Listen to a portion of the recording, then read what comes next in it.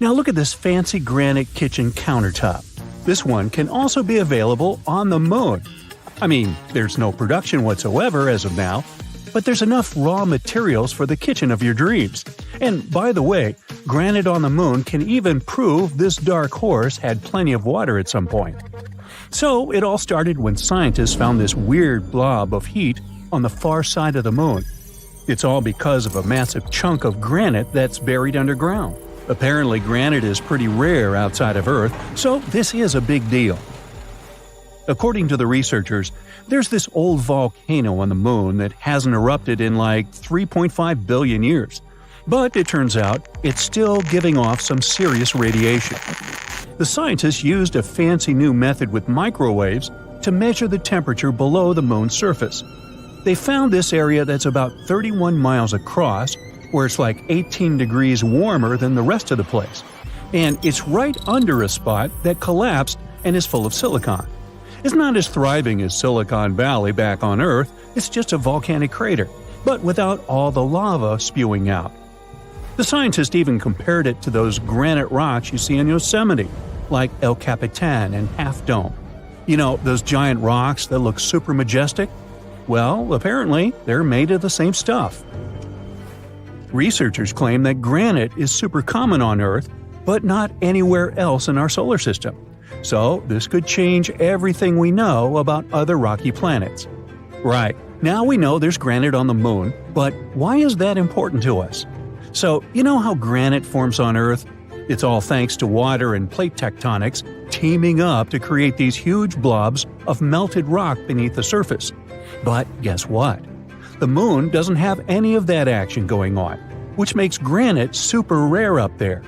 But this discovery could give us some clues about what the moon was like back in the day when it had volcanic activity.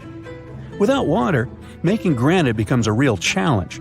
But somehow, someway, they found granite on the moon. No water, no plate tectonics, but still, we got granite. So what does that mean? Did the moon have water in this one spot? Or was it just ridiculously hot? I guess we'll need to give a tad more time for the scientists to figure it out. The water on the moon is an issue, though. Duh. As of now, the moon is bigger than the Sahara Desert, but somehow 100 times drier. Astronomers have been debating for ages whether there's any water on this celestial neighbor of ours.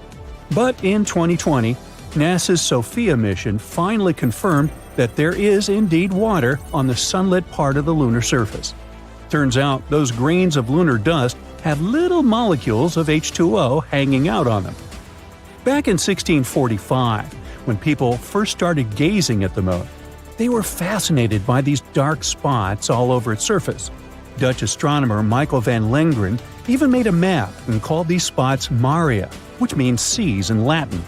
Sorry, Michael, they're just actually plains of basalt from ancient volcanic eruptions, but we still use the term Maria today. In 1892, an American astronomer named William Pickering discovered that the moon has practically no atmosphere. No clouds, no atmosphere, no chance for water to stick around. So scientists started thinking that the moon was as dry as a desert.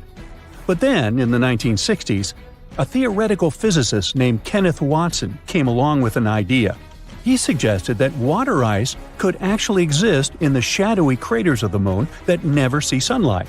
These areas are called permanently shadowed regions. It was a mind-blowing concept at the time. The Apollo missions from 1969 to 1972 finally gave us the chance to look for water on the moon up close and personal. But when the astronauts brought back soil samples, there was no sign of water. So everyone went back to thinking the moon was bone dry.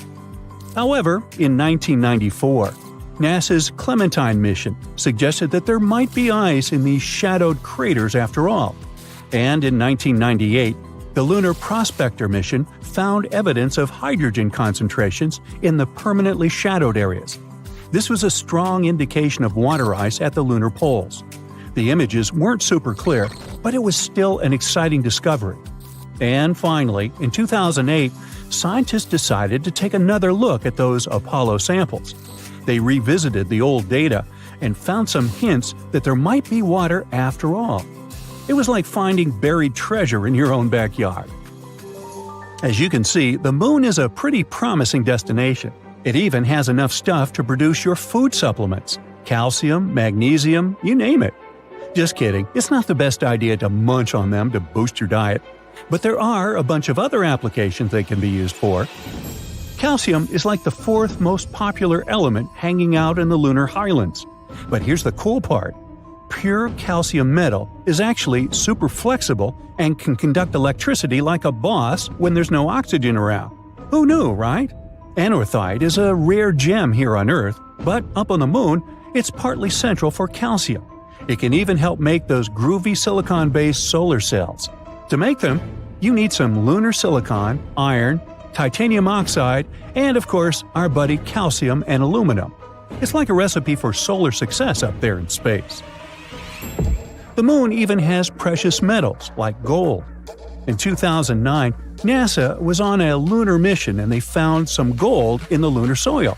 They had a spacecraft right behind the rocket, equipped with a fancy spectrometer. Its job was to study all the debris that got released when the rocket crashed. And they found all sorts of chemicals, like carbon monoxide, carbon dioxide, ammonia, sodium, hydrogen, and even a little bit of mercury, gold, and silver. Hey, vampires beware.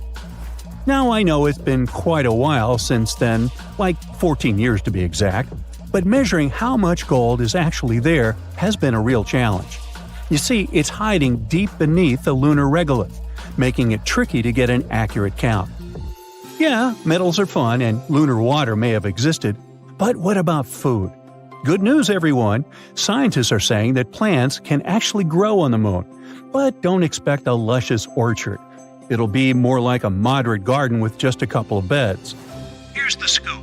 A while back, those awesome Apollo astronauts collected samples of lunar surface material called regolith and brought them back to Earth. Fast forward 50 years, and NASA decided to use 3 of those samples to try growing plants for the very first time. They used dirt from under the lunar rover bumper to grow these plants. The team added water and seeds to the samples, giving each plant a gram of regolith. Then they placed them in a clean room and added nutrient solutions every day. And they succeeded. During that challenge, the brilliant minds dealt with small plants like mustard greens in the nutrient-poor lunar soil. Yeah, we'll have to export olive oil from Earth to dress it. So, plants can indeed grow in the moon's soil. However, they won't be as strong and healthy as the ones grown on good old Earth soil, or even the ones in the control group grown in a lunar simulant made of volcanic ash.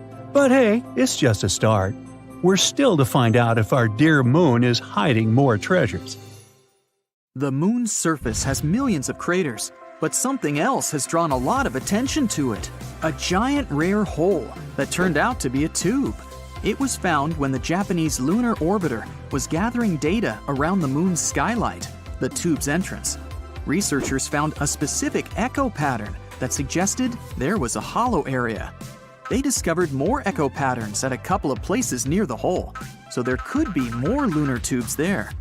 But in this big tube, you could place an entire football field and the pit could swallow it whole.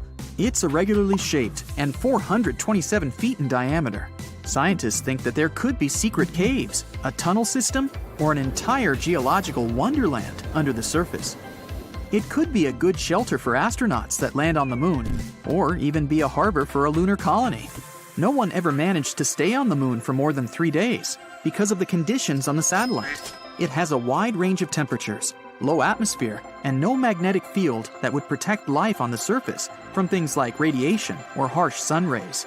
Astronauts wear spacesuits, but they can't protect them over long periods of time. But a lava tube could. When a lava flow cools, it gets a hard crust, which later thickens and creates a roof over that same lava. It continues to flow, but when it stops, the channel can drain, which results in an empty tube. Our planet also has lava tubes, but they're not as big as the one found on the moon. There's a special type of tree called a moon tree. It's grown from seeds that were taken into space during one of the missions and then returned back to Earth. You can find this kind of tree growing across the U.S. Earth is 27% bigger than the moon and far more massive. Our gravity is stronger. If you drop a rock on the Earth, it will fall faster. 150 pounds on Earth is just 25 pounds on the moon. The Earth has numerous satellites circling around it, but the moon is the only natural one. Our moon was formed during a big collision of the Earth and one more planet the size of Mars. This happened around 4.6 billion years ago, shortly after the Sun and our solar system were formed. After the collision, a cloud of vaporized rock went into orbit around our planet, cooled, and shaped into a ring of small solid bodies. They later got together and became the moon, leaving craters as a reminder of this collision. If you're standing on the surface of the moon, your shadow will be darker than on Earth. This is because there's no atmosphere to scatter light and create lighter shadows. One of Jupiter's moons, Io, has hundreds of volcanoes and pretty wild eruptions, sometimes sending plumes 250 miles into the atmosphere. These eruptions happen because of the extremely strong gravity this moon is exposed to. Its insides tense up and relax in those periods when it gets closer to and then further from Jupiter, which generates enough energy for insane volcanic activity. It's not just planets, even quite small space bodies sometimes have moons. In 1993, researchers discovered a 20-mile wide asteroid and its 1-mile wide moon. You'd need 400,000 moons to match the brightness of our central star, the Sun. The moon reflects the light it gets from the Sun, but it doesn't produce its own. That brightness depends on the angle between the moon, the Earth, and the Sun. Our moon is around 32 Earths away from us, and 29 Earths at its closest. When the night is dark and clear, it seems like you can touch a full moon. But if you wanted to do it, you'd have to travel up to 250,000 miles. Still, there is water on the moon. Not puddles or lakes, but grains of water ice exist in permanently shadowed parts near the moon's poles. Scientists think that water got on the moon a long time ago, during a period when both the moon and Earth were constantly struck by asteroids and comets, which contained water ice. This process may have even helped us get our own lakes and oceans, not just the moon's icy water. Newer research says that the moon's interior already had water, and it went to the surface during volcanic activity. The same might have happened on our planet too. Out of 200 moons in our solar system, our moon is the 5th biggest one. Jupiter's moon Ganymede is the biggest one, almost 1.5 times bigger than ours. Apollo 11 was the mission where humankind first landed on the moon. It was a very important moment, broadcast all over the world. But it was almost interrupted by a huge windstorm that was going on in Australia back then. Parker Dish was placed there, which was something we used to get the broadcast signals from the moon. The moon is not a perfect circle. It's more in the shape of an egg, with the thicker end pointing toward us. This shape is derived from its rotation. A full moon can keep you awake. Studies showed that people experienced less deep sleep, and it took them longer to fall asleep during the full moon period. It wasn't about its brightness, but the lunar cycle that influences our internal body clock. Each year, the moon is moving away from Earth because of the interaction between the moon's gravitational force and our oceans. In 1 year, it moves around 1.5 inches away, which means that in around 600 million years, it will be 14,600 miles further from Earth than it is now. This number isn't accidental. That's the time when total solar eclipses will stop happening. Humankind hasn't set foot on the moon in a few decades, but footprints there are still fresh because there are no winds up there, so these tracks can stay there for millions of years. The moon has its own time zone called lunar standard time. Time is different on the moon, so a year there is divided into 12 days, considering each is as long as our month. Days got named after astronauts who walked on the moon. The moon calendar starts the moment Neil Armstrong stepped onto the moon in 1969. There are possible energy sources for living beings on one of Saturn's moons. It has an ocean under the surface, and it may feature some chemical reactions similar to those that help certain forms of life on our planet survive. The moon used to have active volcanoes, probably during the time of the dinosaurs. Molten lava hardened on its surface billions of years ago, which helped create unique lunar craters, but the volcanoes have been dormant for a long time now. The moon has earthquakes, or rather, moonquakes. Just like our planet, the moon also has a crust that goes through changes and shifts. Shaking occurs when its crust warms and expands, or it can even be caused by meteorite impacts. Moonquakes are not as strong as earthquakes, but can last way longer since the moon doesn't have enough water to prevent seismic vibrations. The moon has a big range of temperatures because it doesn't have an atmosphere. During the day, it can go up to 200 degrees Fahrenheit, but at its poles, the temperature is around -400 degrees Fahrenheit. In 2019, astronauts discovered a strange space phenomenon. The moon was crossing in front of the sun, and at one moment, it seemed like it stopped and then started moving backward. It's the same optical illusion like when you're driving on the highway and pass a car that's slower than you. At one moment, as you move ahead, it may appear like it's going backward. The crust of the moon is not equally thick in all its parts. Some are up to 37 miles thick, while others are much thinner. The moon itself doesn't change colors. When sunlight goes through our atmosphere, it reflects off the moon and makes us see it as pink or red. Sometimes there are particles of dust sent into the atmosphere, and, in combination with sunlight, they give the moon an orange glow. The moon doesn't have a dark side. There's only a far side that we can't see from the Earth. The moon spins on its axis once and makes a circle around the Earth, all in the same amount of time, which is why we only see its one face the entire time. All planets in our solar system have at least one moon, except for Mercury and Venus. Mercury has less mass than our planet, so its gravity is lower than ours, around 38% of the Earth's gravity. That means 100 pounds on Earth would be 38 pounds on Mercury. Because of the weaker gravity, and since it's so close to the Sun, Mercury wouldn't be able to have its own moon. It would probably crash into Mercury, or even go into orbit around the Sun, and someday even get pulled into it. Venus most likely doesn't have its moon because it's also too close to the Sun. It's been decades since the last manned moon landing, Apollo 17, which happened in December 1972. Isn't it time we thought about going back to our dusty satellite, and maybe even staying there? NASA has made a promise on this subject. They're preparing to send astronauts on the moon again, perhaps by 2025. This will all happen through a program called Artemis.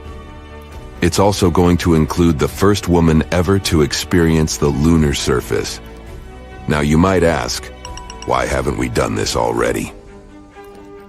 One former NASA administrator said something interesting on the subject. It's not because of scientific or technological issues. Problem was that the potential projects took too long and were just too costly. You see, space travel, especially when it involves humans, isn't easy on the pockets. It's true that, in recent years, NASA had budgets of billions of dollars. Sure sounds like enough money, right?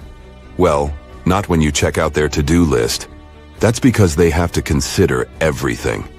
From telescopes and giant rocket projects to missions also targeting the Sun, Jupiter, Mars, and beyond. When you look at it this way, NASA needs to be very good at budgeting to achieve all those goals. It's not just because of finances, though. The moon itself is quite problematic. It poses real dangers that cannot be taken lightly. For starters, its surface is filled with craters and boulders that aren't easy to land on. Then, there is the moon dust, or regolith, if you'd like to call it by its scientific name. It was created over many years by meteorite impacts. It's extremely harsh and sticks to everything. It can potentially damage spacesuits, vehicles, and systems quite quickly. Also, dealing with the lunar habitat isn't a walk in the park either. The moon has no protective atmosphere. What this means is that for 14 days at a time, the lunar surface is faced with harsh rays from the sun. That period is followed by another 2 weeks of total darkness. All these changes create extreme temperatures, which us humans are not really accustomed to. There are solutions, don't worry. NASA is working on dust and sun-resistant spacesuits and vehicles. They're even developing a system that might supply electricity during those lunar nights. What's even more interesting about this system is it could come in handy on Mars too, once we get there.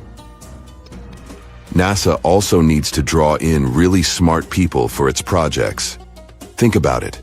The average age of the people working for the mission control for Apollo 13 was just 26 years old.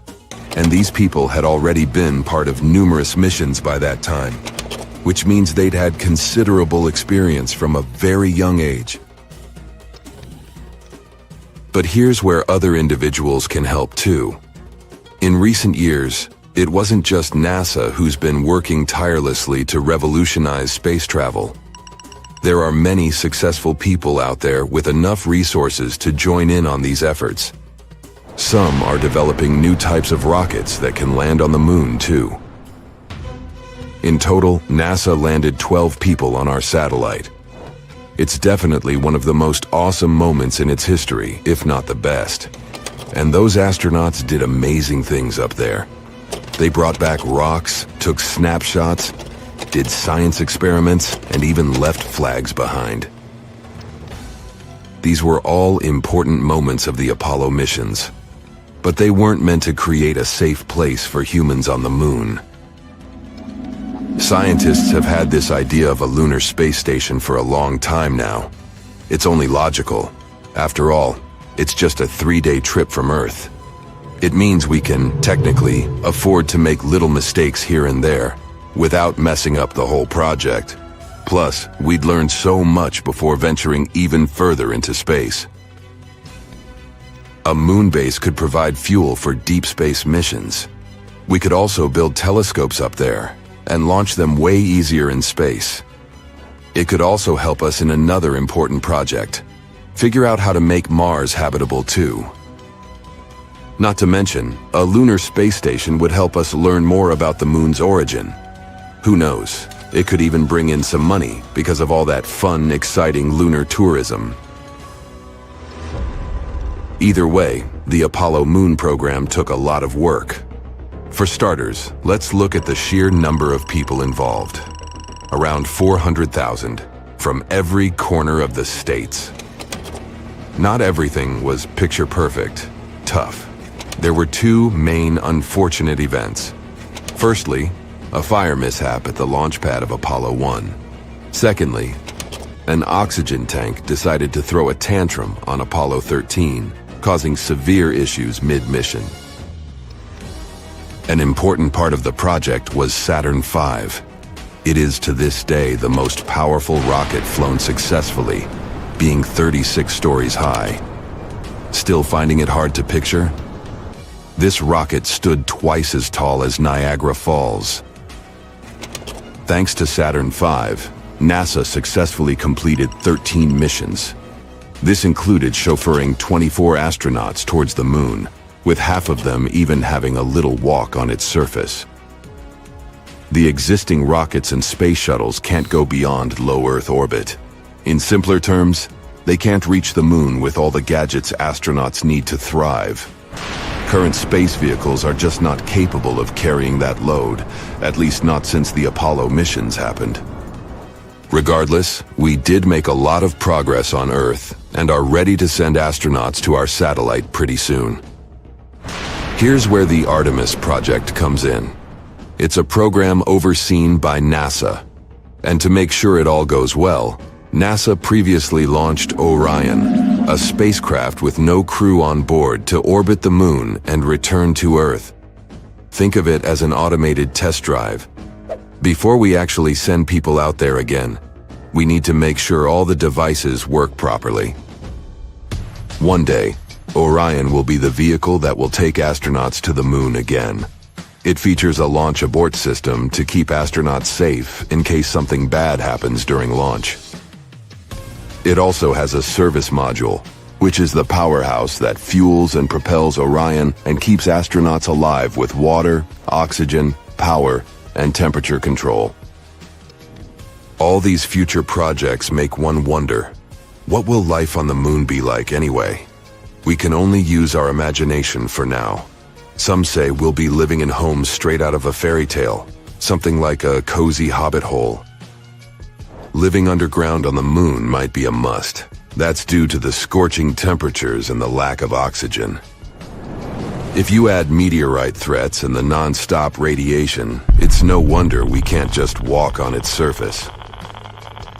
What about transportation?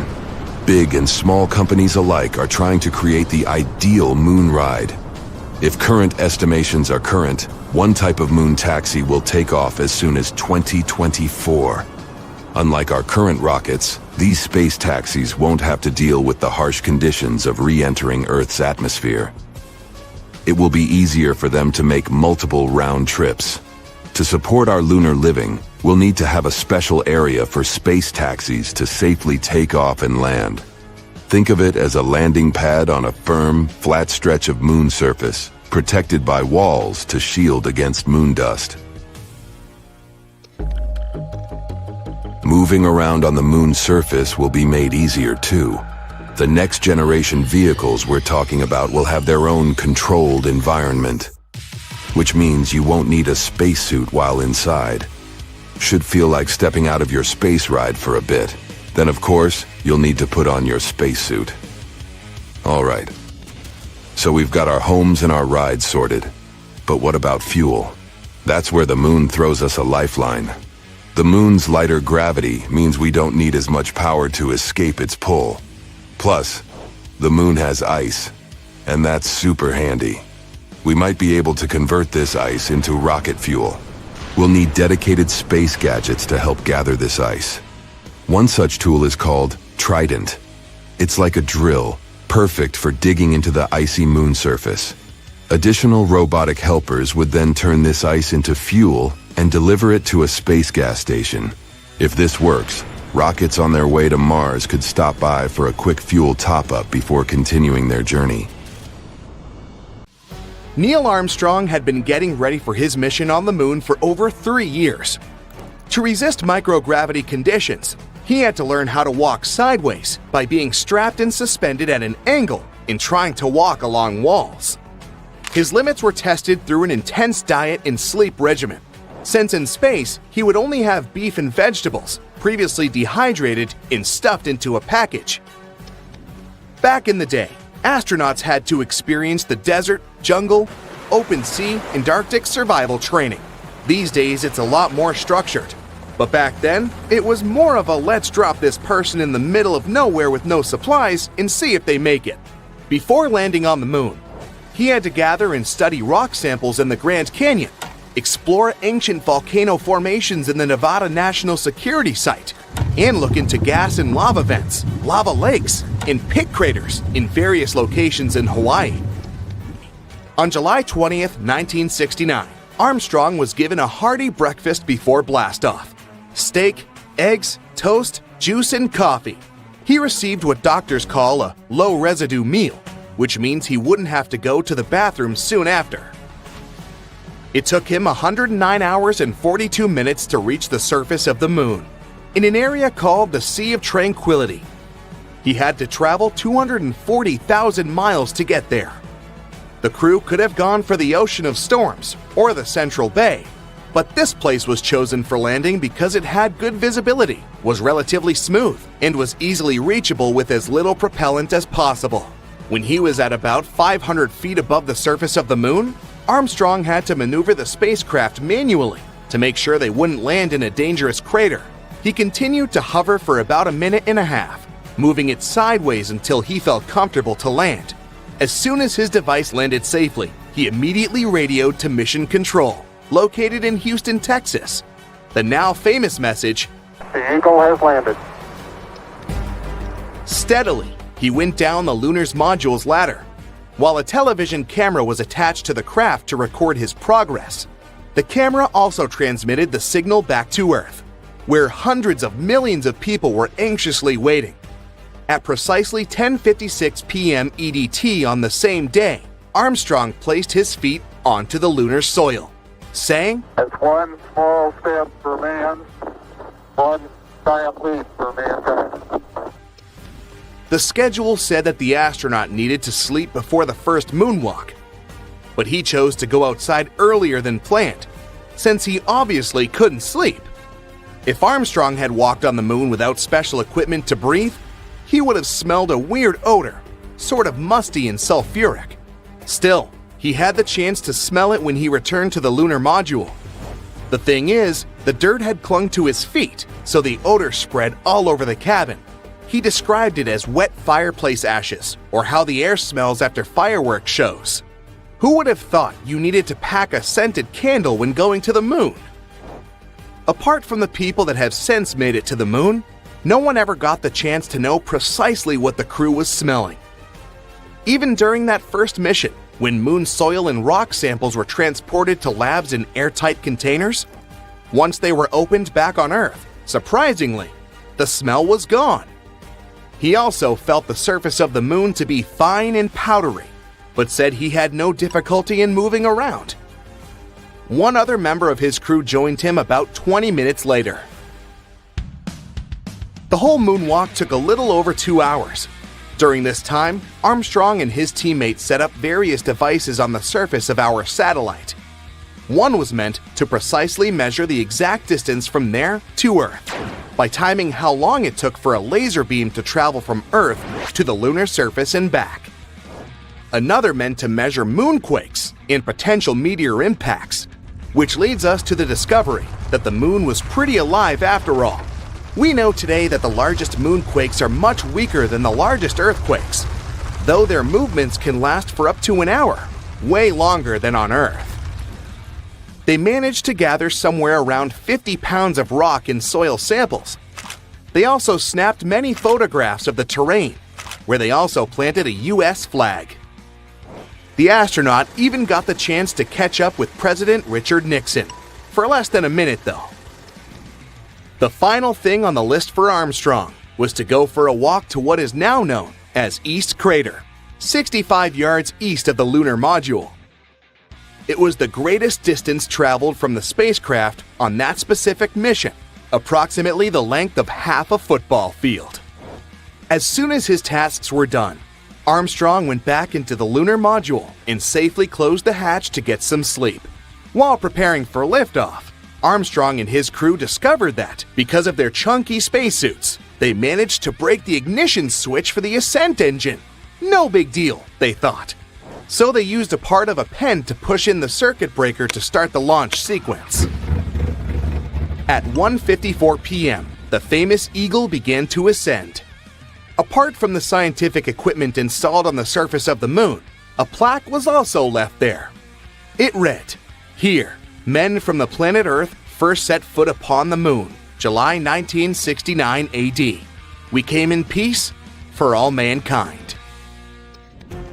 Years later, Armstrong said that NASA limited their time on the moon because they didn't know how the spacesuits would handle the moon's extreme temperatures, as high as 260 degrees Fahrenheit during the day, to as low as 280 degrees Fahrenheit below zero at night. Things got a bit more complicated when Armstrong landed back on Earth, since he had been exposed to unknown space particles. The result? He and his team had to be placed in planetary protection quarantine on their return, as soon as their space capsule safely splashed down in the Pacific Ocean on July 24th. That specific quarantine for the Apollo 11 astronauts is one of the reasons why we have microwaves in our kitchens today. When they first returned from the moon, they initially spent their first few days in a mobile quarantine facility, or MQF. Sure, the MQF featured comfortable chairs, bunks, a toilet, and showers, but it didn't leave a lot of space for fancy cooking. Since there was no room for a standard oven or grill, and to also reduce the potential fires that might have occurred, NASA had to get creative. That's how the original countertop microwave oven was developed, to easily help astronauts get their meals without the hustle of a fully equipped kitchen. These days, you can see that first microwave in a museum in Oakland, California. After returning to Earth, Armstrong claimed he would never reach for the stars again. But he didn't stop exploring though. Back in 1985, he joined a professional team of other greatest explorers to the North Pole. He was joined by mountaineer Edmund Hillary, aviator Steve Fawcett, and photographer Patrick Morrow, reaching the pole on April 6, 1985. Armstrong claimed he wanted to see what the Earth's icy pole looked like from the ground, since he had only seen it from the surface of the moon. The Apollo 11 mission was nevertheless unforgettable for Armstrong since. In 2015, the Smithsonian Institution uncovered that he had kept hidden a cloth bag full of small parts from the lunar module. It included his waist tether, some utility lights, and their brackets, an emergency wrench, and the optical sight that was mounted above Armstrong's window of the space module. It also contained the data acquisition camera that recorded the iconic footage of Armstrong taking his small step on the moon. Armstrong kept it to himself for many years until his widow, Carol, eventually found it. He even kept it a secret from his official biographer, who had many times asked if he had kept any memorabilia from his famous mission. He didn't sneak those objects back on Earth, though. He just mentioned it to be a bunch of trash he wanted to bring back. Sometimes when you look at the moon, you see a face smiling down at you from the moon's surface. Of course, this is an illusion, but many people see it, and that's because its surface is shaped by some sort of lunar seas and highlands. From our point of view, we see these as light and dark patches. These seas are dark parts, and large hardened lava plains formed because of volcanic eruptions that happened a long time ago. The light regions are actually the mountains and the highlands. And people all around the globe see these lunar patches as a smiling face or even some other shapes. Our brain tends to play with things of this nature, and that's a phenomenon called pareidolia.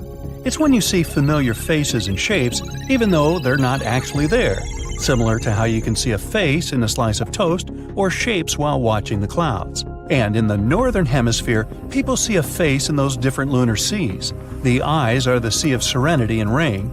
The sea of clouds represents his mouth, while the seas of islands and vapors form his nose. But that's just one way to interpret this picture, and that mostly works in the northern hemisphere. If you live in the southern hemisphere, you see the moon the other way up. When they look at the moon, some see a person that looks like they're carrying a bundle of sticks. Or there's the shape of a woman. She wears her hair up and it has 2 jewels in it, and they see the left side of her face in profile. One of the craters is reminiscent of a shining diamond which, it seems, she's wearing around her neck. In some places, people may see the shape of a rabbit, whereas people from the Pacific Northwest in America even have a story about the toad they see when looking at the moon. The story says there was a wolf that fell in love with a toad, and the toad didn't quite trust the wolf since it wanted to escape and didn't know where. It simply made one huge leap and landed on the moon. Now, do other planets have beautiful rainbows like we do? The ingredients for that are raindrops and sunlight. At the moment, we don't know of a planet with liquid water on its surface, and none have enough water in their atmosphere to make it rain. But droplets of some other liquid could refract light coming from the sun and spread it out into various colors.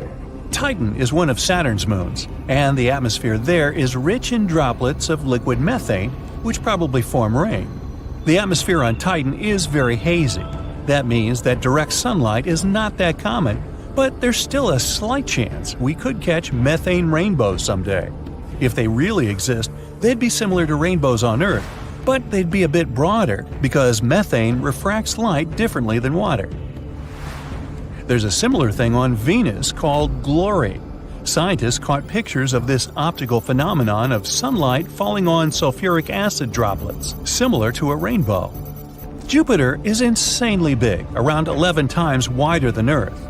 Not only that, our planet is twice as small as its Great Red Spot, the raging storm that's been present on the planet for more than a century. Now, we owe Jupiter a lot. Its radiation is 1,000 times stronger than the lethal level for us, and the gravitational force is so powerful that it actually protects our planet from collisions. In some other planetary systems, giant planets like Jupiter can move around and migrate from the place where they were originally formed. They spiral inward and get closer to their stars. When they move around, they can cause a lot of trouble. When they get closer to their stars, they can swallow and destroy some innocent small planets or other celestial bodies that stand in their way. But if these giants remain far away from their stars, they serve as guardians of the planetary system. They protect the planets in the inner orbits and allow them to circle around a central star. Jupiter got the nickname vacuum cleaner of the solar system because it can eat up any comet or asteroid that comes close enough. It can also change their orbits and kick them out so they can't come back for a very, very long time. That way, Jupiter protects the inner planets, although sometimes it accidentally sends asteroids or comets into them, causing collisions like maybe the one that made the dinosaurs extinct 65 million years ago. Now, Saturn's rings are the most famous ones in our solar system. They are far-reaching, colorful, and highly visible. You can even see them using a backyard telescope. But some other ice and gas giants also have them too, like Uranus. It has the second most interesting set of rings in our solar system. There are 13 rings, and they're all made of very dark particles that are different sizes. They're most likely young, way younger than Uranus itself. One theory says high-speed impacts shattered one or more moons, and this may have been the matter these rings are formed of. There were way more particles of debris, but only some survived, and today are forming stable zones around Uranus, known as rings. Now, our planet lost 60% of its atmosphere when there was an asteroid impact that, as one theory says, probably created the Moon. The collision between Earth and a Mars-sized rock happened over 4 billion years ago. The debris from all that, collected in an orbit around our planet, eventually formed the Moon. Now, Venus is home to at least 37 volcanoes that were active recently, which is the first evidence that showed its interior is still geologically active. Previous research discovered that the planet's interior was warm, plus there were ring-like structures. Plumes of extremely hot material deep inside Venus rise through the mantle layer, and that's how these structures form. It's like how plumes form the volcanic areas of the Hawaiian Islands. But scientists think they were just a result of some ancient activities. They believe Venus has cooled enough and drastically slowed down geological activities in its interior by hardening the crust so much that all of the warm materials from deep inside can't get out to the surface. Speaking of volcanic eruptions, Jupiter's moon Io also has them. Our moon is pretty peaceful, but Io has hundreds of volcanoes, and it took the title of the most active moon in our solar system when it comes to volcanoes. If you could go there, you'd see plumes of sulfur that reach up to 190 miles into its atmosphere. Volcanoes there emit 1 ton of particles and gases into space near Jupiter, its parent planet, every second. This could be because Jupiter's strong magnetic field and gravitational force. Io's interior tenses up and relaxes as it orbits Jupiter, and gets closer to it and farther away from it, which generates huge amounts of energy, enough for volcanic activity. There are billions of comets in our solar system. Most of them are in the Oort cloud and the Kuiper belt. A comet generally consists of rock and ice, at least until it gets closer to the Sun. Then its exterior turns into a cloud of dust and gas, and that's why comets have their specific tails. Pluto's unique surface is a series of domes, peaks, and troughs on the planet's landscape, which may have been formed because of its many large ice volcanoes. Neither erosion nor some other geological activity has done that much, but its ice volcanoes actually push icy material up to the surface. There are also a couple of craters in this area of the hemisphere called New Horizons. Asteroid impacts probably caused these. Plus, these craters aren't that geologically old. Also, the interior of Pluto probably retained heat, which enabled matter rich in water and ice to deposit onto the surface. And those specific structures I mentioned before could have formed because the water was rising up from the interior of the planet and ended up being rapidly frozen because temperatures on Pluto are extremely low, in addition to atmospheric pressures. Uranus is the second least dense planet in our solar system. The least dense one is Saturn. Now, even though Saturn is 14.5 times as massive as our planet, it's still less dense than water. This means that Saturn would float in a pool if it was more than 37,000 miles wide, so the planet would have enough space to even be in there. Whoa, that's a big pool. Now back to Uranus. Since its density level is so low, you probably experience less than 90% of its gravity, assuming you could even set foot on its cloud tops. Now Mars has pretty crazy dust storms, the biggest ones in our solar system actually. They can blanket the whole planet and last for months. One theory says these huge storms start because dust particles absorb sunlight and warm the atmosphere of the red planet. Warm pockets of air form and they start flowing toward colder areas. This generates winds. These powerful winds lift more and more dust off the ground. This again heats the planet's atmosphere, creates more wind, and kicks up even more dust. Wow, better have a broom handy, maybe even two. China's Yutu-2 is a robotic mission to the dark side of the moon, launched on December 7, 2018. On January 3, 2019, it completes the first ever soft landing on the lunar far side. It lands in the von Karman crater, not far from the moon's south pole. Scientists are interested in this area. Cold, permanently shadowed craters at the poles contain water ice. These ice patches are uneven and are likely to be ancient. In the south, most of the water ice is concentrated in craters, and at the North Pole, it's spread more sparsely. In any case, this ice can be used once a long-term manned mission lands on the moon. Anyway, several days after Yutu-2 lands, it closes down its operating systems and hibernates through its first lunar night. It wakes up on January 29, 2019. All its tools operate normally. The rover travels 390 feet during its first full lunar day. One lunar day lasts for about 14 days, and a lunar night has the same duration. Moving and exploring during the day and switching off during the night becomes the rover's routine. It's the 8th lunar day when Yutu-2 stumbles across something incredible. This discovery makes the scientists put off all other plans for the mission. They focus on figuring out what the strange material found by the rover is. In the beginning, this lunar day is no different from any other. It begins on July 25th, when the rover starts making its way through an area pockmarked with tiny impact craters. Yutu-2 is helped and monitored by the driver team from the Beijing Aerospace Control Center. On July 28th, the team is preparing to shut the rover down for a midday nap. The sun is high in the sky. It means there are high levels of radiation and scorching temperatures that can damage the machine. Before powering Yutu-2 down, the scientists are looking through the pictures taken by the rover's main camera.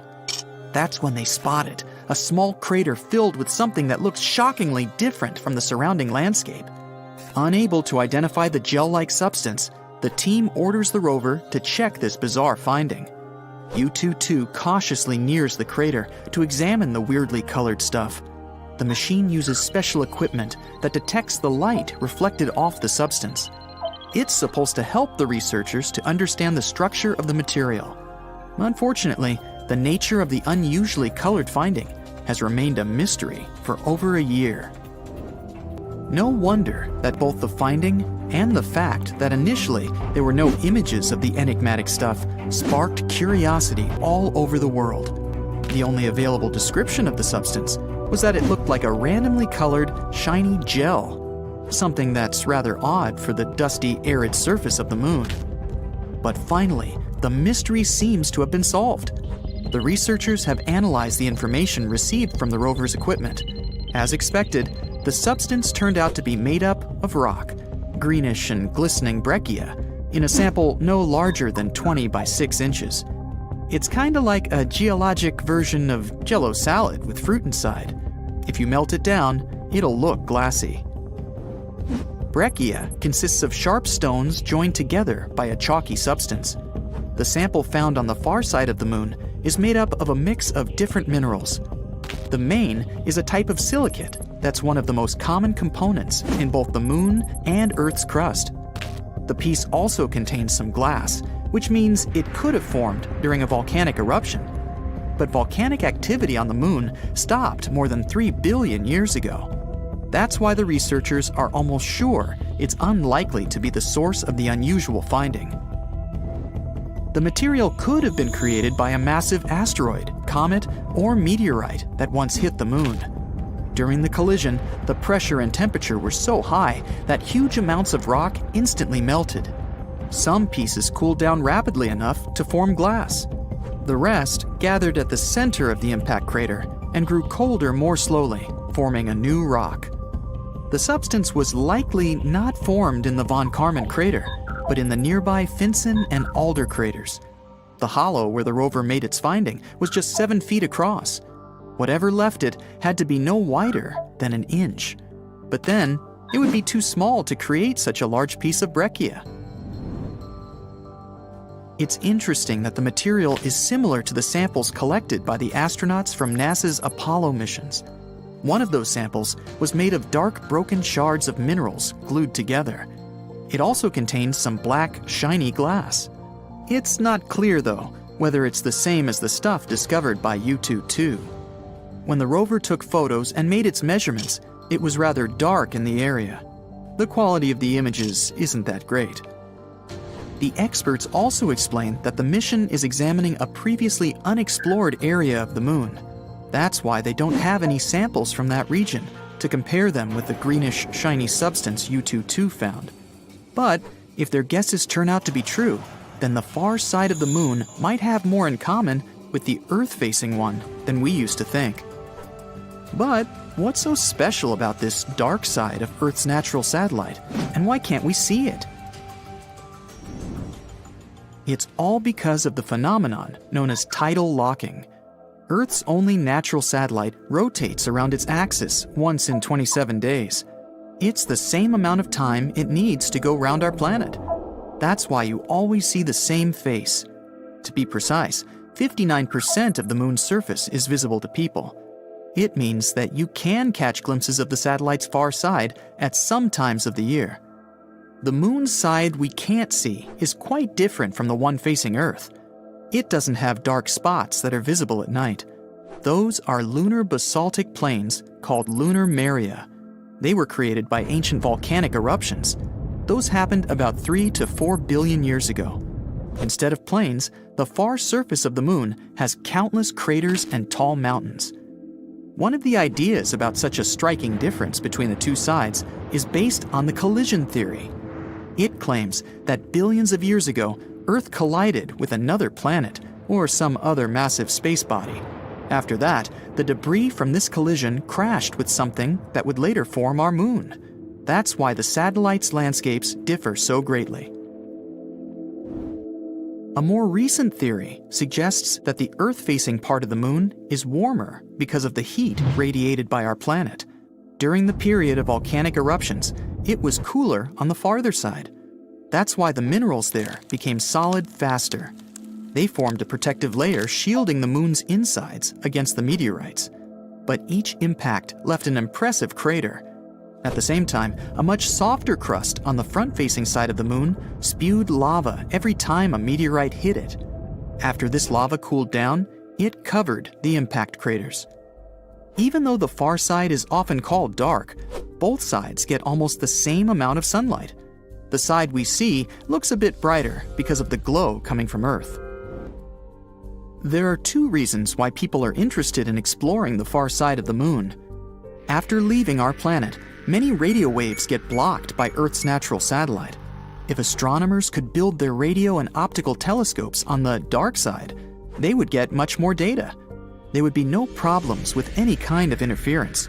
The telescopes would also be shielded from the glare of daylight coming from our planet. If telescopes were set up inside craters, they would also be protected from solar radiation. Astronomers would be able to get an incredibly clear view of the far regions of the universe.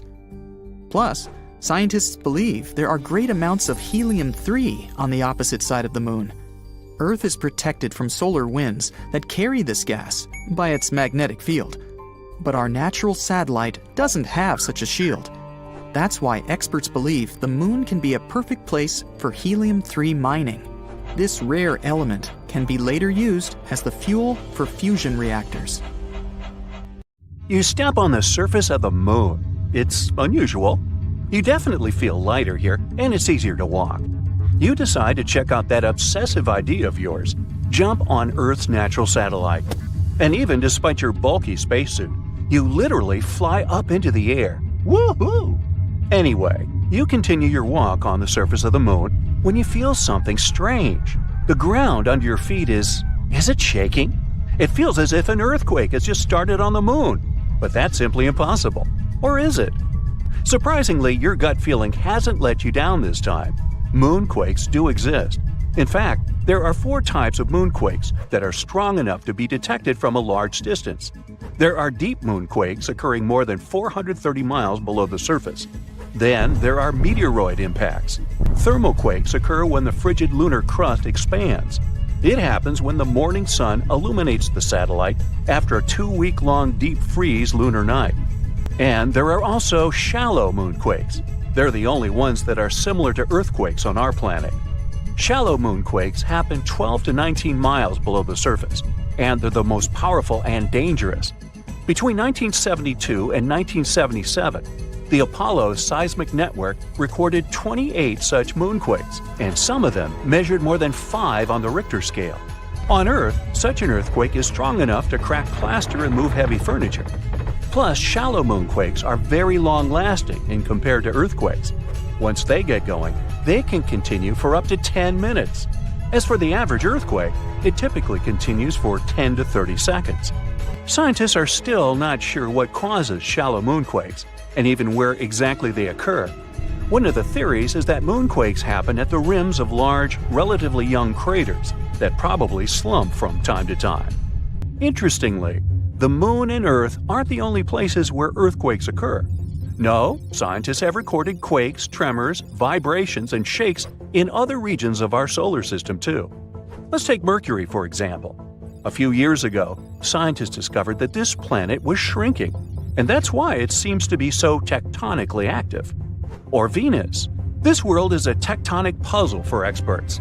At the moment, Venus has no tectonic plates, and it might have never had them. But its surface has folds and faults and looks as if it could have tectonic plates.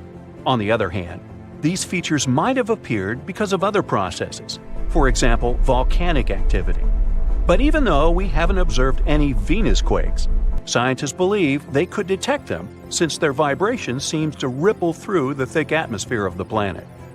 Now, Mars. We know for sure that this planet is seismically active. NASA's lander placed a seismometer on the surface of the red planet, and in 2019, it managed to measure its first Mars quake. After that, the lander continued to record quakes, but they were so weak that if they happened on our planet, they'd be completely covered by the background noise of Earth's oceans. But a space body doesn't have to be a full-fledged planet to have active tectonics. Let's take Pluto. This dwarf planet is geologically active at the moment. In 2014, NASA's New Horizons spacecraft was flying through the Pluto system when it recorded complex geological features on this dwarf planet. Scientists concluded that Pluto might have quakes, or should I call them Pluto quakes, when its liquid water ocean freezes and thaws beneath the dwarf planet's icy crust. Jupiter's moons, Europa and Io, as well as Saturn's moons, Titan and Enceladus, are also geologically active despite their small size. Their features range from volcanoes and water plumes to potential subsurface oceans. Now, I bet you don't know these cool facts about earthquakes that occur on our planet. There's one place on Earth where a whopping 90% of all earthquakes occur. It's called the Ring of Fire, and it stretches around the Pacific Ocean from New Zealand all the way to South America. Looks to me more like a horseshoe. Anyway, experts claim that these countless earthquakes are caused by the abundance of volcanoes in that region and the constant movement of the tectonic plates. Around 500,000 earthquakes happen on Earth every year, but many of them occur very, very deep in the Earth's crust, and only special equipment can detect them. We feel around 20% of earthquakes, and only 100 of them can cause damage. The largest recorded earthquake occurred in Chile in May 1960. It was a magnitude 9.5 on the Richter scale. It was truly devastating. During that earthquake, seismographs detected and recorded seismic waves that traveled all over the world. They shook the planet for many days. As for the most powerful earthquake that occurred in the U.S., it was 9.2 and happened in Alaska. By the way, Alaska, along with California, is the most earthquake-prone state in the U.S. and one of the most seismically active regions in the world. A magnitude 7 earthquake occurs there almost every year. A mega-earthquake can actually shorten the length of a day for the entire planet. NASA claims that really large earthquakes can shift our planet's axis and, thus, change the duration of a day. Now, of course, you won't notice it since this change is measured in microseconds, and 1 microsecond is 1/millionth of a second. Scientists think that the 9.1 Sumatra earthquake, which occurred in 2004, shortened the day by 6.8 microseconds. Now, not even the best specialists can predict an earthquake. That's mostly because the mechanisms that trigger earthquakes are extremely deep underground. But these days, people have learned how to figure out a more precise time frame of when an earthquake might occur. Earthquakes can be triggered by volcanic eruptions or, let's say, meteor impacts, but most of them are caused by the movements of our planet's tectonic plates. Earth's surface consists of 15 to 20 constantly moving tectonic plates. Pressure increases when they shift, and this can make the crust of our planet break. San Francisco is moving toward Los Angeles right at this moment. The speed of its movement is about 2 inches per year. That's as fast as your fingernails grow. It's happening because the two sides of the San Andreas Fault, which is the continental fault extending 750 miles through California, are slipping past each other. So, in several million years, Los Angeles and San Francisco will be neighbors. Lakes, ponds, and canals become slightly warmer and start to stink before an earthquake. It happens because gases get released when tectonic plates shift. Most animals feel these signs and change their behavior. For example, scientists noted toads completely disappearing before an earthquake in Italy in 2009. But as soon as the natural disaster was over, they returned. Even after an earthquake is over, you might still see water sloshing around in your swimming pool. There's no need to worry. This is a phenomenon called a seiche. The water can keep sloshing around for hours after the earthquake is over. For example, the pool at the University of Arizona lost some water from a seiche caused by an earthquake in Mexico that occurred 1,200 miles away. On February 27, 2010, a massive earthquake started in Chile. It measured 8.8 on the Richter scale. As a result, Earth's crust in that region was ripped so dramatically that a city called Concepcion moved 10 feet to the west. Another earthquake resulted in the tallest mountain in the world, Everest, shrinking by 1 inch. It happened in 2015 when a magnitude 7.5 earthquake caused several Himalayan mountains to decrease in size. The Japanese used to believe that earthquakes were caused by namazu, a giant catfish that lives submerged in the mud under the Japanese islands. The fish would thrash about, causing seismic activity. As for the ancient Greeks, they were sure that a powerful sea deity, Poseidon, produced earthquakes by hitting his trident against the earth when he was angry. According to Hindu mythology, 8 elephants hold Earth in place. They are, in turn, balanced on the back of a ginormous turtle, standing on the coils of an even larger snake. And every time any of these animals moves, an earthquake occurs. It's dark outside, almost 2 a.m. You go outside and look at the sky, and here it is, bright, full moon. You might think you know a lot about Earth's natural satellite, but let me ask you this: how did it form? The answer is, nobody knows. But of course, there are theories. The most popular one, called the giant impact theory, claims that the moon formed during a collision between Earth and another planet. This planet must have been smaller than ours, the size of Mars, and the collision itself probably happened around 4.5 billion years ago. Another theory, called the capture theory, claims that the moon used to be an asteroid or some other wandering body.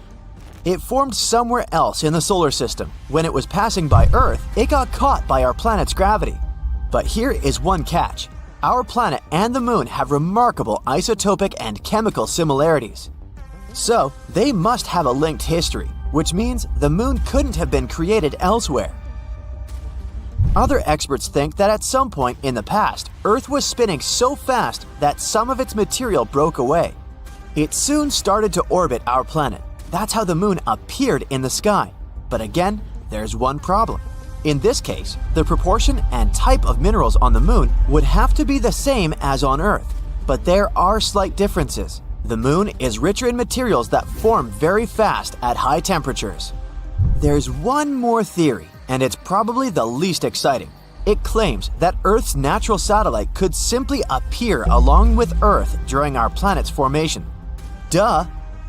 But these days, a more urgent question keeps astronomers busy. Is the moon really Earth's satellite? Or are these two twin planets? The moon is big compared to our planet, about 1/4 of Earth's size. That's why some experts refer to our planetary system as a double planet. But how correct is that? If we want to figure it out, we need to give the definition to the word planet. According to the International Astronomical Union, a planet is a space body that orbits the Sun, is massive enough to have a nearly round shape thanks to its gravity, and has cleared the region around its orbit.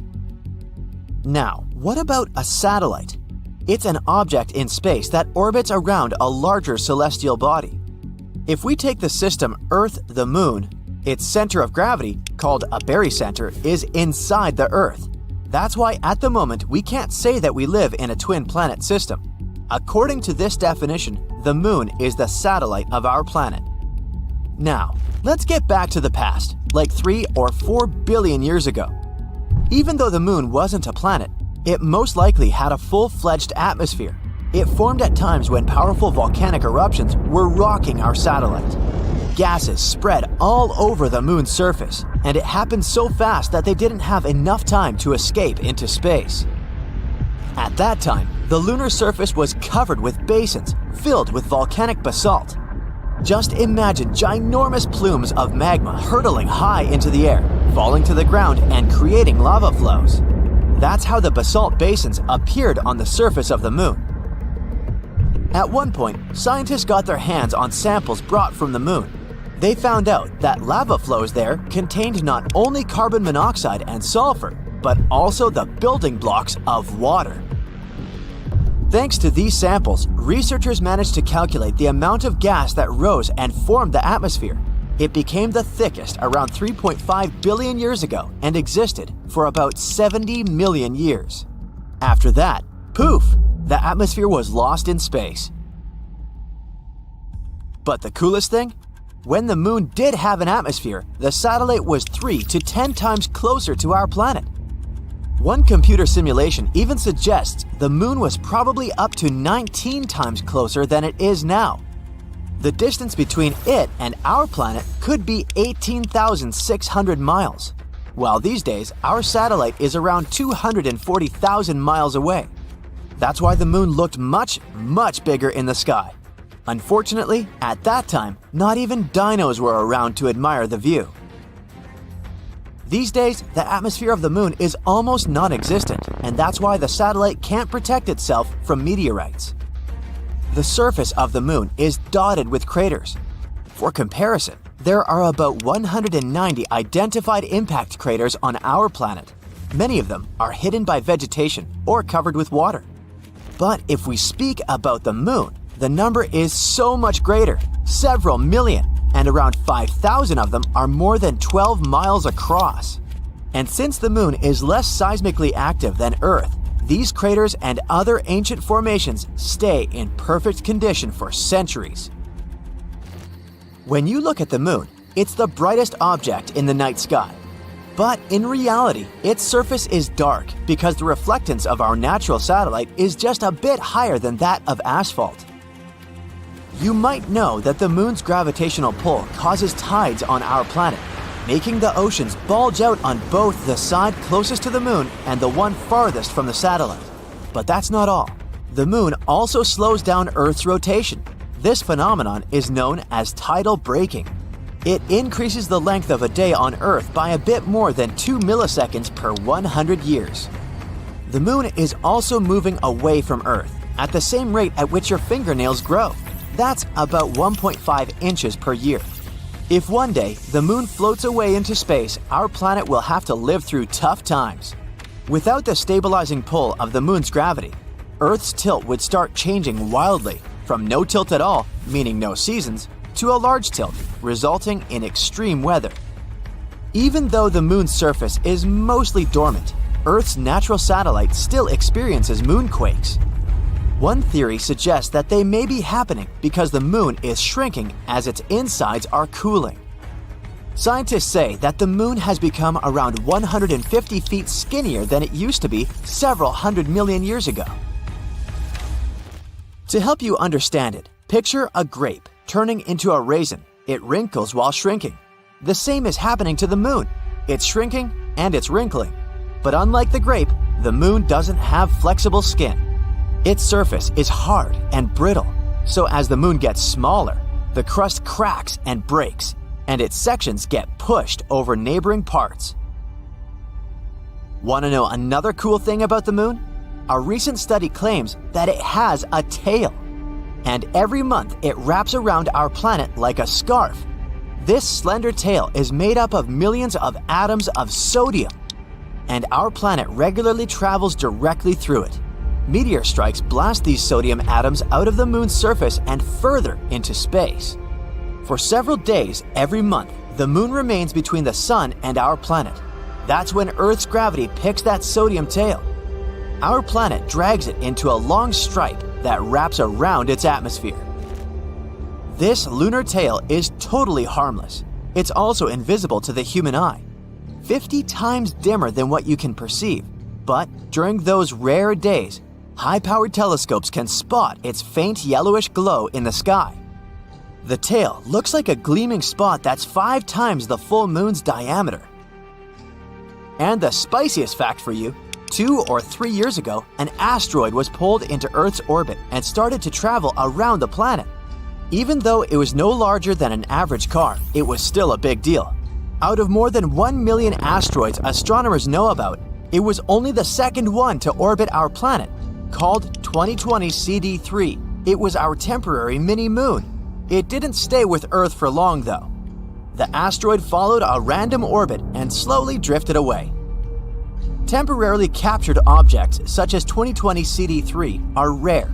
They need to have a specific direction and speed to be caught by Earth's gravitational pull. Otherwise, they either crash into the planet or fly in another direction. Back when Apollo missions were launched, astronauts returning from the moon claimed that moon dust, the gray sand-like dust covering much of the satellite's surface, smelled and tasted, yes, they actually tasted it, like gunpowder. What the stuff moon dust is made of is nothing like gunpowder. About half of its composition is silicon dioxide glass from impacts with meteorites. They hit the surface of the moon at incredible speeds. Whoa! The high temperature makes the topsoil fuse into glass, and the impact shatters it right afterwards, creating the gray and clingy dust. The rest of moon dust ingredients are minerals such as iron, calcium, and magnesium, while old-fashioned gunpowder consists mainly of saltpeter, charcoal, and sulfur. In other words, moon dust shouldn't smell like gunpowder, but it does. Besides, when astronauts brought samples of it back to Earth, there was no smell left at all. One explanation could be that the moon is similar, in a way, to Earth's sand deserts, like the Sahara. It's extremely dry and arid. When you sniff the air in a desert, you don't smell anything. But if you get caught in the rain there, the moisture will raise all kinds of odors from the ground that were previously trapped in the dry sand. With moon dust, it might be similar. While on the surface of the moon, it doesn't smell at all. Not that the astronauts could sniff at it wearing their spacesuits, though. But when brought back inside the landing module, the dust came into contact with moisture in the air and started emitting its strange odor. Another reason for this could be a reaction of moon dust to the solar wind. Ionized particles from the sun hit the bare surface of the moon and stay there. There's no thick atmosphere to protect it from those ions, so they travel freely right to the ground. They're very lightweight, so they can fly off and sort of evaporate from the slightest of nudges. And when astronauts took the moon dust samples to the landing module, those particles could have started moving around and giving off the specific smell. This might also explain why the samples didn't keep their odor when brought back to Earth. Since the particles are so light, they might have flown off the samples already in the landing module. And when they were placed in airtight containers, there were little or no ions left on them. Another explanation is that those airtight containers weren't so airtight after all. Moon dust is basically very small crystals with extremely sharp edges. They unexpectedly made tiny cuts in the seals, letting in air and moisture, and so the ionized particles leaked out of the containers. Scientists believe they should study moon dust on the surface of the moon itself to find out everything about its properties. Now, there are hundreds of thousands of craters on the surface of the moon made by falling asteroids, but one of them drew a lot of attention. It turned out to not be just an impact crater, but a tube, looking most like an entrance to a cave system. Scientists found a specific echo pattern that suggested there was a hollow area beneath. They discovered more echo patterns at a couple of places near the hole, so there could be more lunar tubes there. But in this big tube, you could place an entire football field. Researchers believe there could be an entire geological wonderland under the surface. It could be a good shelter for astronauts landing on the moon, or even be a harbor for a lunar colony. No one ever managed to stay on the moon for more than 3 days because of the conditions on the satellite. Wide range of temperatures, low atmosphere, no magnetic field would protect life on the surface from things like radiation or solar wind. Astronauts wear spacesuits. They can't protect them over long periods of time, but a lava tube could. When a lava flow cools, it gets a hard crust, which later thickens and creates a roof over that same lava. It continues to flow, but when it stops, the channel can drain, and that's how an empty tube appears. Our planet also has lava tubes, but they're not as big as the one found on the moon. Back in 1178, I wasn't around then, at least 5 people in England claimed they had seen the moon split into 2 from its upper tip. It was in the shape of a crescent at the time of the event. When the crack widened, fire started blazing from it, which the single monk who chronicled it described it as a flaming torch sprang up, spewing out fire, hot coals, and sparks. Then the moon started shifting around and pulsating, but soon stopped and turned a slightly darker shade. The event didn't receive much attention from scientists, though, until the second half of the 20th century. Researchers studied the chronicle and figured out there was a huge 14-mile-wide crater on the surface of the moon at about the spot described in the book. Only a very large asteroid could have left such a scar on the satellite's face. And when they investigated it more closely, they found out it was pretty recent by astronomical standards. In fact, it really could have appeared about 800 years ago. But in that case, millions of fragments from the asteroid and the moon would have hit the Earth as well, and then people would have seen an incredible meteor shower. It would have been very bright, and the memories of it would have definitely been in the archives. But that didn't happen. In addition, many scientists argue that the crater isn't as young as it might seem. The most popular and justified theory is that it's about 1 to 10 million years old. If it had appeared as recently as 800 years ago, parts of the surface of the moon in and around the crater would still have been warm from the impact. The most likely explanation of what really happened back in 1178 is that observers were extremely lucky to see an asteroid falling towards the Earth and burning in our planet's atmosphere.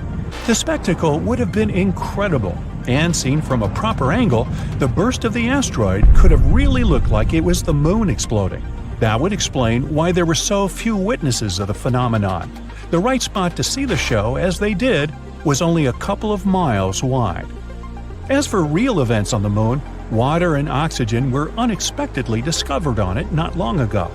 Water might have been brought to the satellite by asteroids hitting its surface, many of them carrying H2O molecules, and those that are left on the moon in tiny amounts after the impact.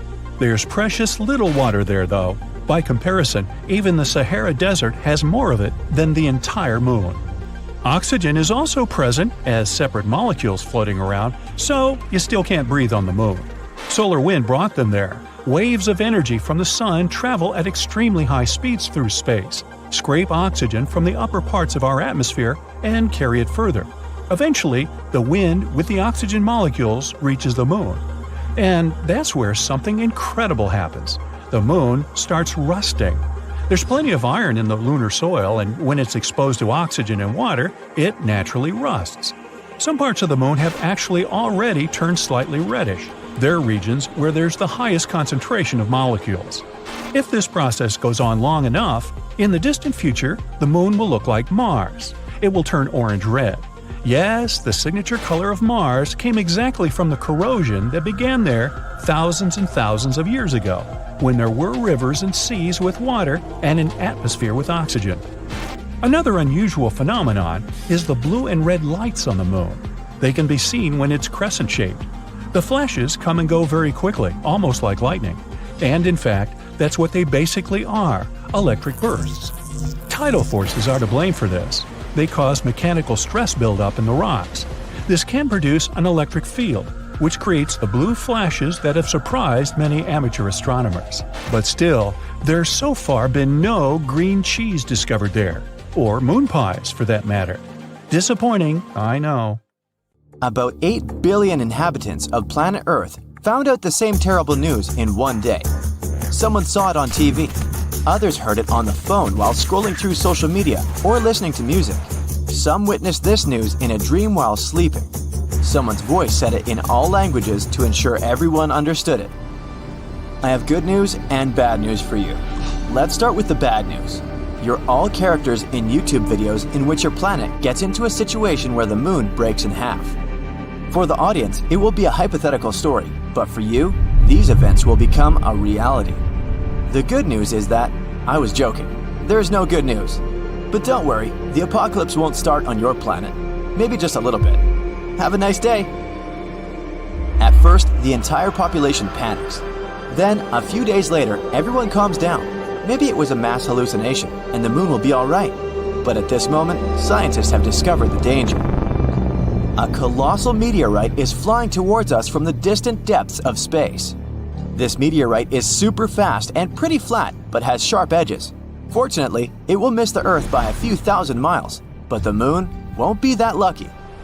The meteorite flies through our Earth's only natural satellite directly in the middle. So it passes through the moon, sweeps past our planet, and flies away into distant space. At this moment, all people can't take their eyes off the moon.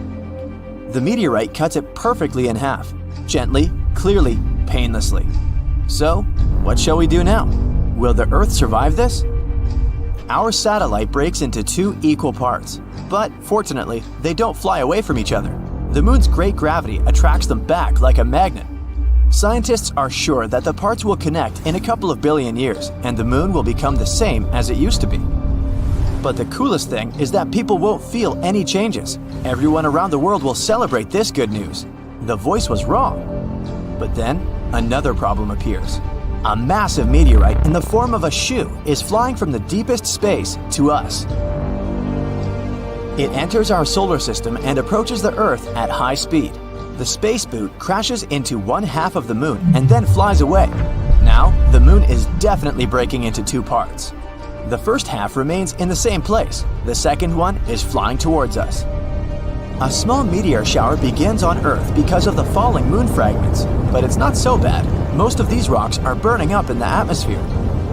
But almost the entire split-off half is falling apart around the orbit of our planet. It forms a stone belt. Now the Earth is like Saturn. Rotating fragments destroy part of our artificial satellites. Communication and the internet work inconsistently. It takes people a couple of years to restore a stable connection. The International Space Station no longer exists. Luckily, all the astronauts managed to return to Earth before half the moon got to them. So, moon rocks are flying around the planet, and people see half the moon in the sky. Life doesn't change much for the first few days, but those who live on the coast of the seas and oceans notice the consequences. The moon used to influence the tides. It was flying around the Earth and made oceans take an oval shape. There were tides on the side where the moon was closer. There were ebbs on the opposite side. But now, this schedule is wrong. Half of the moon attracts less water. Yes, the moon lost half its weight and began approaching the Earth. But its gravitational force has become weaker. Seabirds, many species of fish, sea turtles, and other coastal animals may not survive these changes. Their natural instincts associated with the moon help them determine the time for getting food, breeding, and flying south. For example, tiny turtles expect a strong tide in the morning. They run to the water, but the water doesn't reach them. Turtles can't hide in the ocean in time and become dinner for seagulls.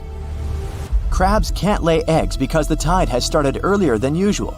Wolves go mad in the woods. They howl loudly every night and can't stop.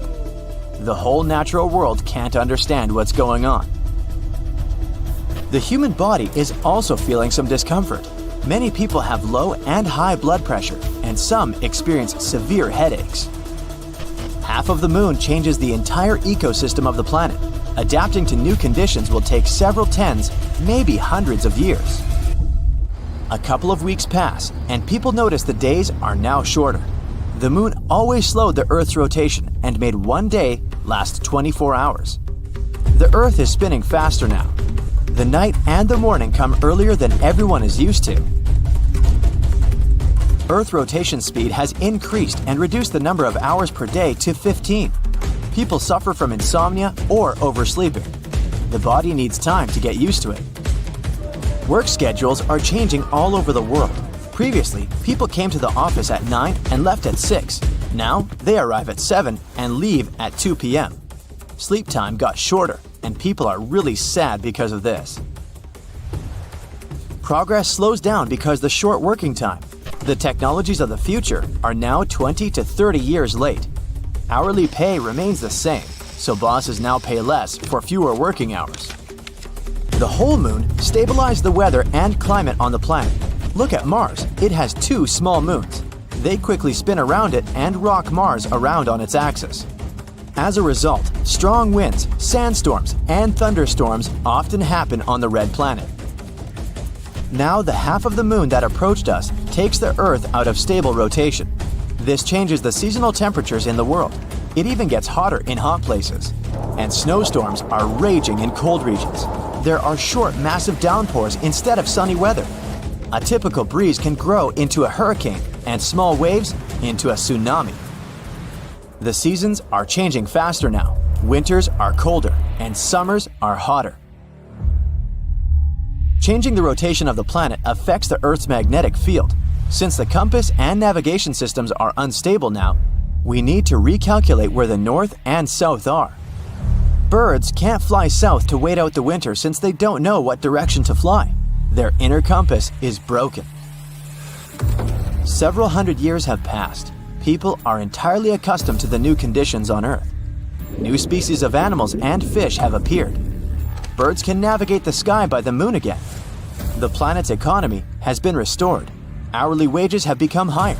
People now get enough sleep from 5 to 6 hours a day and work for 4 to 5 hours. The reduction of day and night has also affected the entertainment industry. Movies now last 1 hour. One episode of some TV series lasts 30 minutes. Life goes faster. An average person now lives to be 96 years old. In fact, the passage of time hasn't changed at all. Its calculus did. Several thousand years have passed. People look different now. Now they have big eyes that absorb more light. Half of the moon doesn't shine as bright as the whole thing, so the nights have become darker. It took the human eye a couple of thousand years to develop the ability to see clearly in this new dark. Animals need to navigate better in these conditions, so their eyes have become larger and more sensitive. During all this time, people have cleared the orbit of moon rocks. Several space stations fly around our planet. And again, people hear this strange voice that once told them that they were all characters in one hypothetical YouTube video. This time, the voice says, "Your story ends because the video ends. I'm sorry. Good night." The moon. A beautiful, natural satellite with some mysterious dark splotches. We always see only one side of it, so we're used to this image. It's hard to imagine the moon looking any other way. But it used to be different. Oh ho ho, it used to be so different. Picture this, a huge incandescent satellite in the sky that is causing constant tsunamis. I suggest we go very far into the past to see what the moon was like many, many years ago. The moon formed around 4.5 billion years ago. At that time, our green-blue planet was still a red-hot, insanely unstable piece of rock flying in space. We didn't have the moon yet, and a day on our planet only lasted 6 hours, which meant only 3 hours of daylight. volcanoes erupted all over the place, releasing poisonous gas into the air, and a bunch of meteorites regularly crashed into the planet. At the same time, 4.5 billion years ago, the so-called Big Splash occurred, or, as scientists call it, the Giant Impact Hypothesis. It claims that once an object the size of Mars crashed into Earth. Mars is about 2 times as small as our planet, so the blow wasn't too bad, but it was quite catastrophic. This powerful impact tore off part of the outer layers of that Mars-sized object and Earth. The very core of this space body merged with Earth's own dense core, and a huge number of fragments of Earth flew into outer space. So, this was the beginning of our moon, or, saying in a scientific way, the process of differentiation has begun. This is the process all planetary bodies go through at the beginning of their lives. Since the impact was very hot, its heat carried away most of the gases and liquids from the broken pieces of Earth. Only a relatively dry stone surface remained. So yeah, there is water and gases on the moon, but in very small quantities. The gravity of our planet was strong enough to make all these hot stone fragments stay in its orbit, and they gradually began to stick together. The chemicals they contained were distributed in layers. Iron, which was heavier, sank deeper inside, and lighter elements formed the surface. In a short time, 100 years or less, the ring of steam, dust, and molten rock fused together. The largest clusters with the strongest gravity attracted more and more particles, gradually forming the moon. It looked like a red-hot bubble ball. Sadly, the nucleus of this newborn moon turned out to be very small. It lacked iron and other heavy elements to form into something substantial, like a planet. The oldest rocks of the moon probably formed in the ocean of magma. And when the moon gradually cooled down, it turned out to be a white, clean, and perfectly even ball. But it was still completely different from what we have now. To begin with, immediately after its birth, the satellite was located at a distance of only 13,500 miles away from Earth. This is 15 times closer than it is now, around 238,000 miles. It's scary to imagine how huge and bright the moon looked in the sky at that moment. The view was probably both beautiful and terrifying. And, of course, such proximity caused incredibly huge waves on Earth. The planet experienced regular tsunamis. Also, at that time, the moon was spinning very fast, and it wasn't turned to Earth with only one side. But, in general, Earth and the moon had a positive impact on each other. For example, it was the moon that made our day last 24 hours. Now, Earth's axis is mostly tilted 23.5 degrees from the plane of its orbit around the Sun. Without the moon, Earth rotated rapidly, but thanks to the satellite, the planet's tilt stabilized, which led to a wide and pleasant variety of climates on Earth. To be fair, the gravity of our planet also helped the moon. Thanks to it, the moon began to rotate more and more slowly while gradually moving away from us.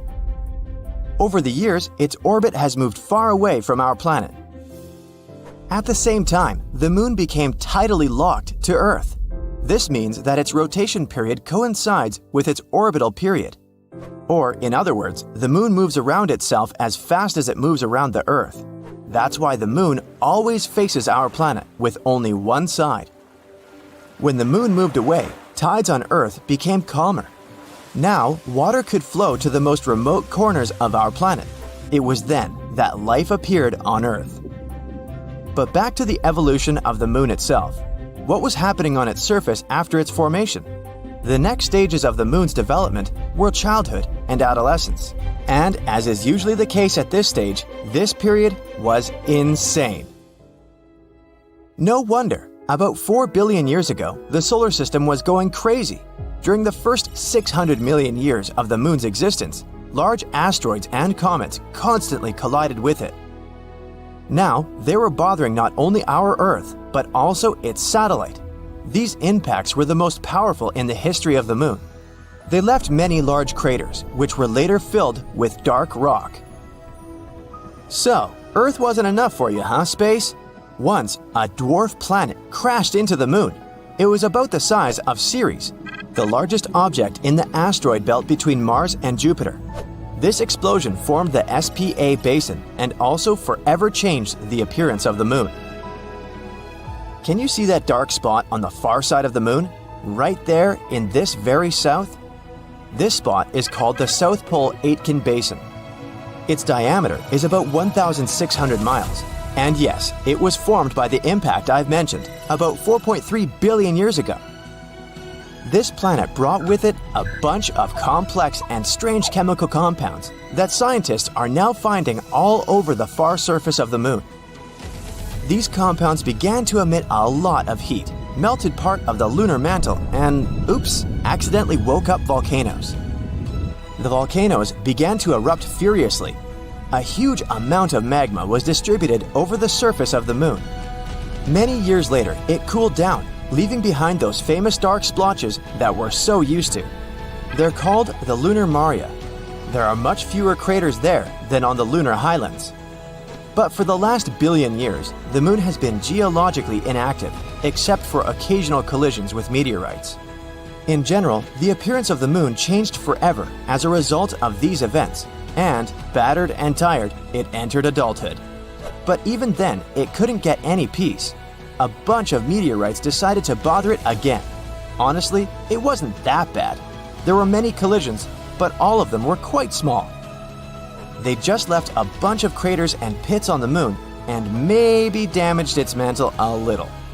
Some of the collisions deepened already existing large craters. The Moon's crust was getting thinner and thinner over the years because of all the chaos going on.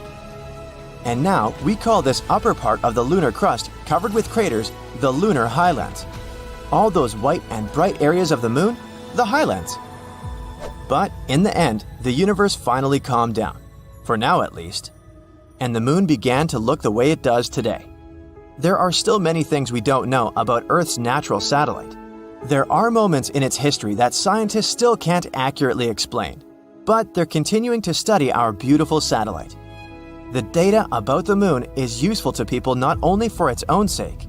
It gives us a more complete picture of both the history of our solar system and space as a whole. So, let's hope that one day we'll be able to find out everything there is to know about the Moon. What if we lived in a world where the Moon and the Sun swapped places? Yeah, I know what you're thinking. The consequences would be staggering and catastrophic. But here's an interesting take. What if we somehow survived all this? What would our life look like in such a new world? And what would happen to the solar system? Time to find out. Let's start with the Moon. Did you know that the Moon is responsible for the tides on Earth? You know, that thing where the ocean goes in and out like it's playing a game of beach volleyball? All thanks to our satellite's gravitational pull. The Moon also helps stabilize Earth's rotation. It's pretty important if you don't want to end up like a certain planet that spins on its side. Looking at you, Uranus. Plus, it acts as a shield, protecting us from some of the more harmful cosmic rays, asteroids, and space debris. It's like our personal bodyguard. And without our satellite, we might not be here cracking jokes and enjoying life at all. Some scientists think that the Moon played a crucial role in the development of life on Earth. Without its gravitational pull, we could have a crazily erratic climate. Also, the Moon could have redistributed water across our planet, and we all know that water means life. As for the Sun, we all know how important it is. It provides light, heat, and energy for all the planets. But, just like any good party host, the Sun can get sometimes a little too intense. Never forget that it's an extremely powerful and massive star, with a surface temperature of about 10,000 degrees Fahrenheit. If it wasn't for our ozone layer, we would all get burned instantly. The distance between the Earth and the Sun is about 93 million miles. Scientists took this distance and turned it into a unit of measurement, 1 astronomical unit, or AU.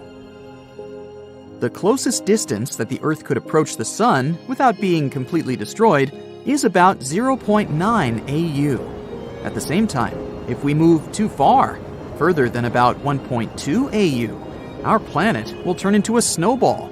So we got pretty lucky with our location. Meanwhile, the distance between Earth and the Moon is about 0.002 AU, or 240,000 miles. It's super close to us. Now that we know how important these two are, and how much their position affects our world, let's try to swap them. Surely nothing bad will come of it. First, let's imagine for a moment that the Sun was in the Moon's place. You probably already know what will happen to us.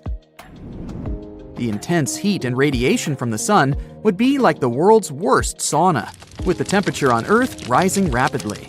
Any living thing on Earth would leave behind nothing but a pile of ashes. But the destruction wouldn't stop there. The atmosphere and oceans would be stripped away by the solar wind, leaving the planet exposed and vulnerable to the radiation and particles coming from the Sun. It would be like a giant space hairdryer on full blast, with Earth's atmosphere and oceans being blown away instantly. Forget about melting ice caps. The entire planet would be one big puddle. But that was a scientifically accurate answer. Boo, boring. Now, what if we could somehow survive this catastrophe? Like, what if we had some super advanced technology to protect us from being fried to a crisp? First up, even if our planet somehow survived, things would still get pretty toasty, since the Sun would still emit way more heat and energy than the Moon. Also, unlike the Moon, which goes through periods of darkness during its lunar night, the Sun has a constant energy source through nuclear fusion. So at least we wouldn't have to worry about freezing every night. We'd just be sweating buckets in our sleep. Of course, all this extra heat would have some serious effects on our ecosystems. Plants and animals would have to adapt to survive. And we might see some major changes in the way life on Earth operates. Imagine the confusion of nocturnal animals. Without the Moon, they would have no idea how to navigate or hunt. So, what would we do in this new, super hot world? Well, maybe we could build some seriously high-tech greenhouses to trap all this heat. Or we could use some giant mirrors, or other reflective surfaces, to manipulate the amount of sunlight that Earth receives. Next, we have the Sun's gravity. Remember how we said that the Moon's gravitational pull is just right for stabilizing Earth's orbit? So, if we replace it with an entire star, things would get pretty wacky. We're talking about extreme changes in seasons, climate, and all sorts of weather-related shenanigans. Your everyday life would look like it's trying to do the cha-cha slide during an earthquake. The Earth's rotation would also speed up drastically. This means shorter days, longer nights, and lots of confusion with working hours and birthdays. So, is there any way to fix this? Well, hypothetically, we could use some massive spacecraft or other technologies to artificially adjust Earth's orbit and rotation. For example, we could launch rockets or space tugs that would slowly push our planet into a new orbit that's more stable and consistent. And that's not all. All this gravity play would also mean new tidal waves of epic proportions. We're talking waves so high that surfers would need oxygen tanks just to catch a ride. Imagine trying to sail a boat through a hurricane while riding a bucking bronco. Yeah, yeehaw! The Moon also mixes up nutrients in the ocean and helps support marine life. So if we swap the Sun for the Moon, those nutrient-rich waters would be a thing of the past. The ocean would become a stagnant, lifeless soup, with nothing but algae and plankton to keep us company. We'd have to resort to eating seaweed sandwiches and drinking desalinated water just to survive. And let's be real, nobody wants to live in a world without sushi. So what do? Well, we could try to somehow artificially create tides or mimic the Moon's gravitational pull on the ocean. Like using pumps or other mechanisms to move large volumes of water around in a way that creates a similar tidal effect. Or we could try to help marine life to adapt to the new, less nutrient-rich ocean, maybe developing fish farming or aquaculture. Finally, don't forget about radiation. The sun is basically a radiation factory. It could seriously mess with our health and electronic devices. You think your phone is fragile now? Imagine what would happen with it under a giant solar flare. So we'd need some seriously advanced shielding technology to protect us. We're talking materials that can withstand temperatures hotter than a jalapeno's backside, and magnetic fields powerful enough to deflect charged particles. Oh, and tons of sunscreen. In summary, if we replace the moon with the sun and somehow manage to avoid catastrophic consequences, it would be a completely different world than what we know. But it wouldn't just be the Earth that would feel these effects. So what would happen to the rest of our solar system? For starters, if the sun, with its crazy gravitational pull, took the moon's place, it would start seriously messing with the other planets' orbits. They might be sent careening off in random directions, like bumper cars. The planets would also have some taste of the sun's fiery personality. They would have to deal with all the radiation and charged particles. Lastly, the sun's magnetic field is incredibly strong, and if it took the moon's place, the other planets would be forced to dance to its tune. This could cause electrical storms, auroras, and other crazy electrical effects everywhere. And what would happen to the moon itself? Unfortunately, its reign in the center of our solar system won't last too long. Most likely, it will either start orbiting the sun and be eaten by it, or simply fly away like a free bird. So there you have it, a cosmic prank gone horribly wrong. What can we say? Let's just be thankful that such a scenario isn't physically possible, and instead enjoy the beautiful moon and the life-giving sun from a safe and comfortable distance. Okay, I officially give up on the hope that the moon is made of cheese after all. Wow, not even Gouda. The shiny lunar ball, or a curved banana, or half of a coin, depending on what phase it's in, has different layers inside, just like Earth. One of these layers is called the inner core. About 20 years ago, scientists were observing how the moon rotates. Using that data, they concluded that it had a fluid outer core. But the inner core was hard to study, so they didn't know if it was solid like a rock or molten like a hot liquid. But things are clearer now. Astronomers have collected data from different missions, including the Apollo missions, where astronauts went to the moon and gathered information themselves. Plus, they've used a special technique called seismic data. This method is all about studying how sound waves move through things. Take earthquakes on our planet as an example. When an earthquake happens, it creates waves that travel through the ground. Scientists can detect and analyze these waves to learn more about Earth's interior. The same idea can apply to other objects in our solar system, or planets, or, in this case, the moon. When quakes or moonquakes happen, they generate sound waves, and by carefully listening to and studying these waves, scientists can create a detailed map of what's inside the object.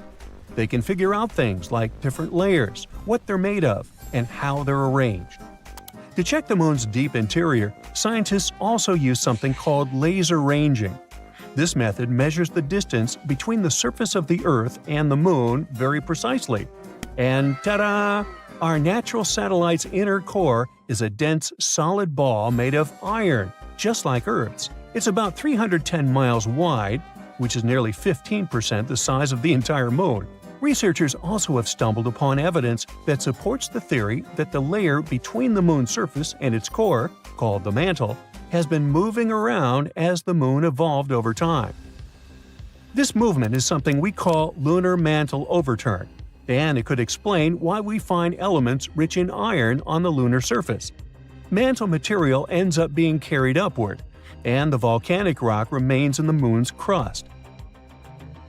Some of the materials in this rock were too dense, like me, so they just sank back through the lighter crust material all the way to the core mantle boundary.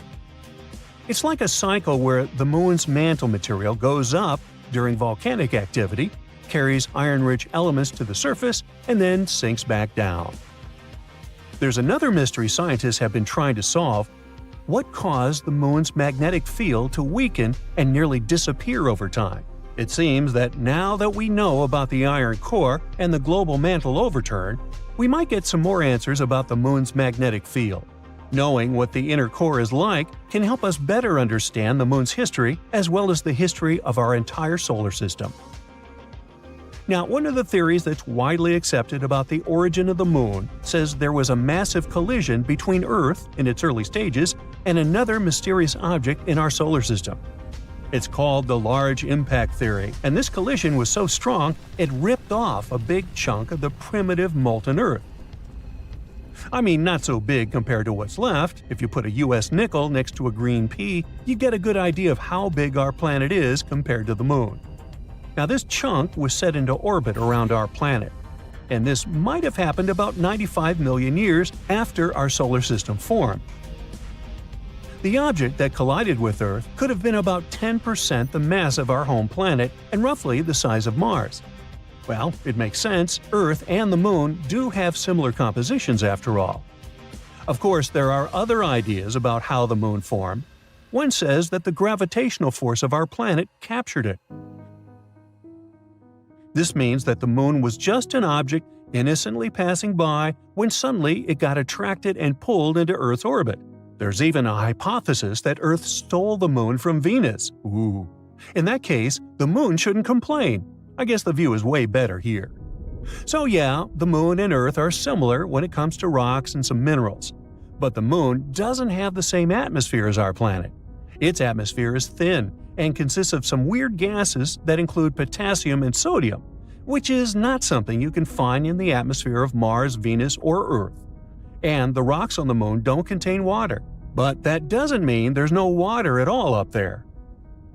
A long time ago, in the 17th century, astronomers saw large dark spots on the Moon's surface. One of these astronomers thought these spots looked like oceans, and he called them maria, which means seas in Latin. Other astronomers also made maps of the Moon, and they used the term maria to describe these dark spots. For example, Mare Tranquillitatis translates to Sea of Tranquility, where Apollo 11 made its touchdown. But it seems those dark spots are not actually oceans. They are plains made of hardened lava that erupted long ago. These volcanic eruptions left behind smooth flat areas called basalt plains.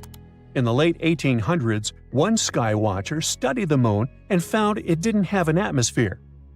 Without an atmosphere, there are no clouds and no air to keep water from evaporating. So scientists thought that any water on the Moon would just disappear right away. They believed the Moon was totally dry. But then, in 1961, one physicist had a different idea. He pointed out there could be water on the Moon in special areas called permanently shadowed regions. These are spots on the Moon where the sun doesn't shine, so they stay dark all the time. Water ice could exist in these dark areas because they're extremely cold and the ice wouldn't evaporate.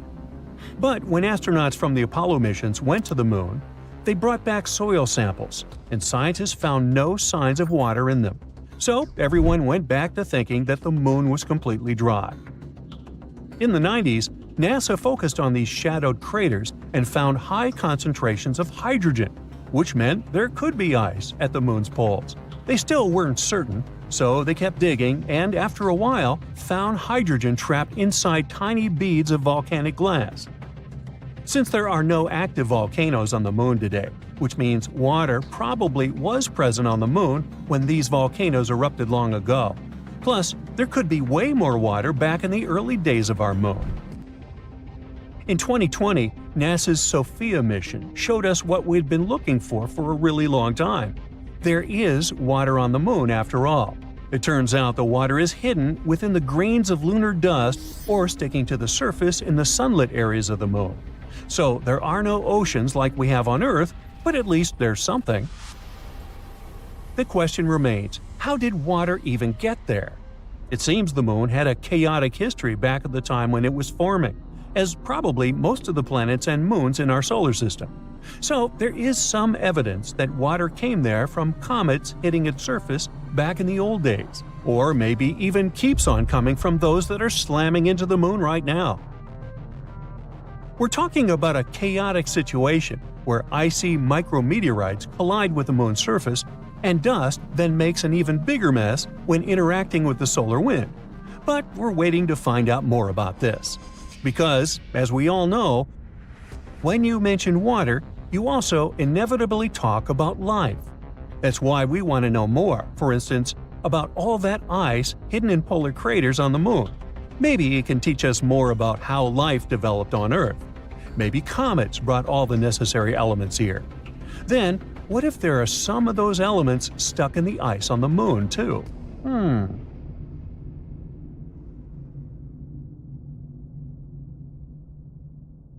So Mars has two moons, Phobos and Deimos. And apart from the bizarre shape, there's nothing remarkable about them, except for one thing.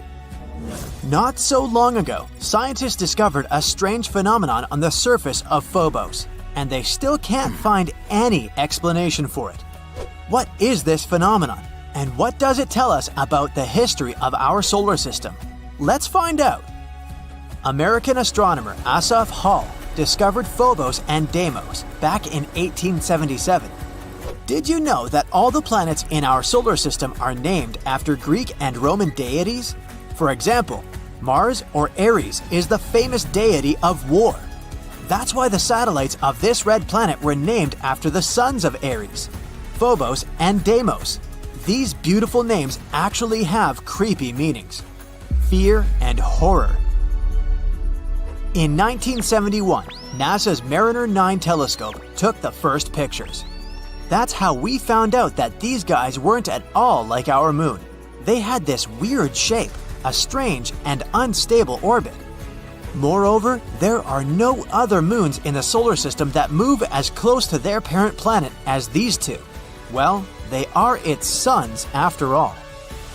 But even though they are very close to Mars, if you were standing on the surface of the red planet, you would hardly be able to see them. That's because the curvature of Mars hides Phobos and Deimos from view. Even if you were somewhere on the equator, Phobos would look like an ordinary asteroid to you, and Deimos would look like a star. All because these satellites are basically crumbs compared to our moon. They're the smallest and least bright moons in the entire solar system, which is ironic considering their mighty names. Anyway, it seems that everything should be pretty clear with these two satellites. But nope, there's a problem. You see, scientists reconstruct the history of space based on the traces found on different space objects. Dents, scratches, cracks, all these things can tell us what happened billions of years ago. For a long time, scientists were sure that, just like their Greek prototypes, Phobos and Deimos were twins. But then, NASA's Viking orbiter took new photos of the satellites, and that's when they discovered a significant difference between the two. The entire surface of Phobos was covered with huge grooves. Those were a series of long, deep pits stretching from one end of Phobos to the other. You may say, what's the big deal? All space objects have this kind of stuff on them. And yeah, there are other satellites with similar grooves and scratches, but none of them has as many as Phobos. It's completely covered in grooves, and they're huge, up to 12 miles long and 660 feet wide. And that's not all. Some of these grooves intersect with others. This means that Phobos has experienced not one, but many traumatic events. But what exactly happened to it? Actually, scientists are still not completely sure. However, they have a few ideas, and these theories can tell us not only about the past of Phobos, but also predict its future. Theory 1. Asteroid impact. Well, the first suspect is quite obvious. There's a large, almost 6-mile wide crater on Phobos. It's called Angeline Stickney. It was named after the wife of Asaph Hall, the scientist who discovered the satellites. Adorable. So that's what the first theory sounds like. Once upon a time, an astronomical body crashed into Phobos. The impact was so strong that it left a large crater. And the effect of the collision left a bunch of grooves everywhere on Phobos. It sounds logical at first. However, scientists have noticed a flaw in this theory. They learned that these grooves actually formed not inside the crater, but next to it. So it wasn't a collision that created them. Besides, what about those grooves that intersect with the others? Or is it just a big cosmic coincidence? Well, the search for truth continued. Theory 2. It's all because of space debris. Yes, there's a difference between these two theories.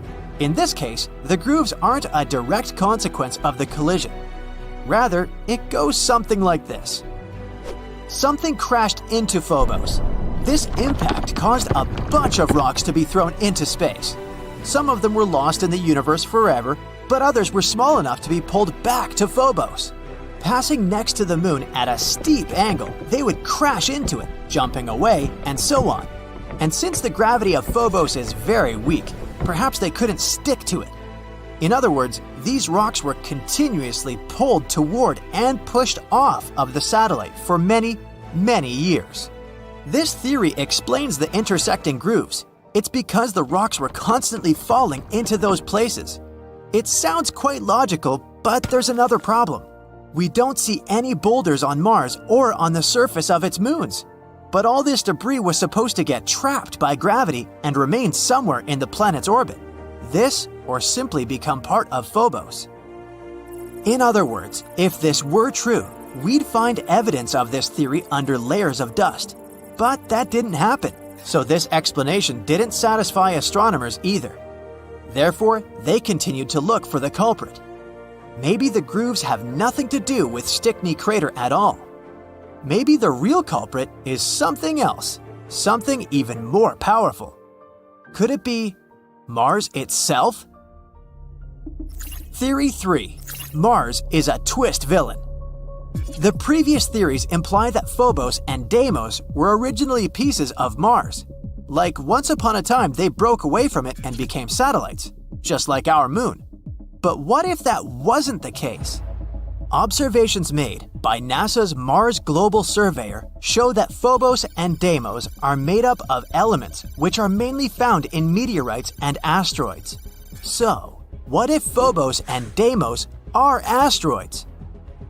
There's an asteroid belt between Mars and Jupiter. Given the size, shape, and composition of Phobos and Deimos, scientists have suggested that once upon a time they belonged to this belt. However, one day they flew out of it, and then gravity pulled them to Mars. This phenomenon is called asteroid capture. It's very strange though. Yeah, the asteroid capture isn't uncommon, but these two have been flying next to Mars for what, billions of years? It's weird that their orbits have remained the same. In addition, the atmosphere of Mars is very rarefied, and because of this, it could hardly capture any asteroids. In theory, they should have separated from Mars at the first opportunity. However, this didn't happen. It means that somehow they got stuck, and Mars immediately began to destroy them. Yep, an unexpected twist. In this version, Mars turns out to be a villain. By studying the past, we've found some evidence of future crimes. The mysterious grooves of Phobos could be caused by tidal forces between Mars and Phobos. The Moon and Earth also exchange these, slightly distorting each other.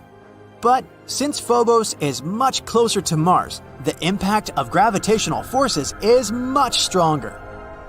In other words, the gravity of Mars is gradually destroying Phobos. Every 100 years, the satellite gets 0.7 inches closer to Mars. It also shrinks as much as 6.5 feet, becoming even more fragile and weaker. The smaller it gets, the more the tidal forces impact it, creating strange grooves and scratches on Phobos. Yep, somewhere in 30 to 50 million years, Phobos will either collide with Mars or disintegrate and turn into a bunch of small rocks. And then Mars will also have rings, like Saturn and Neptune. That's why Phobos is called the doomed Martian moon. Anyway, these are all only theories, but the dramatic backstory of Phobos gives us an idea of how dynamic extraterrestrial objects can be. The more we learn about them, the more we discover about the secrets of the origin of not only Mars, but also other objects in our solar system. If one day we really colonize Mars, studying its moons can help us a lot. Let's hope that the upcoming MMX mission we'll reveal some of the most exciting secrets Mars's moons are hiding. It all started with a minor change on our planet. At first, people noticed the moon had become brighter and a little bigger, but nobody paid attention to this. The moon affected tides all over the world. The water flooded the beaches, but it wasn't a tragedy. A lot of fish came close to the shores. People found giant squid, anglerfish, and other creatures next to the coast, although they usually live in the dark depths. New, stranger things happen every day. Birds no longer fly to the south in winter. They gather in huge groups, flying around cities with no purpose. The moon used to help them navigate in nature, so they can't figure out which way to fly anymore. In the boundless waters of the world's oceans, ship captains notice that compasses are now unstable. The arrow is pointing in different directions since the Earth's magnetic poles have changed. People realize the moon has started to approach Earth for an unknown reason. The moon's gravity affects the gravity of our planet.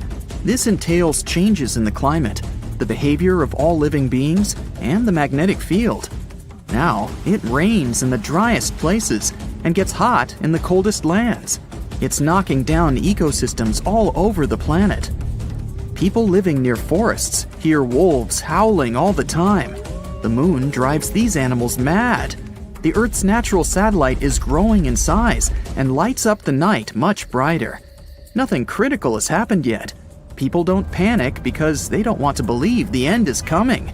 But then, one day, the moon reaches a critical point. You're walking down the street listening to music, and at that moment, someone pushes you. Okay, maybe that guy is late for work.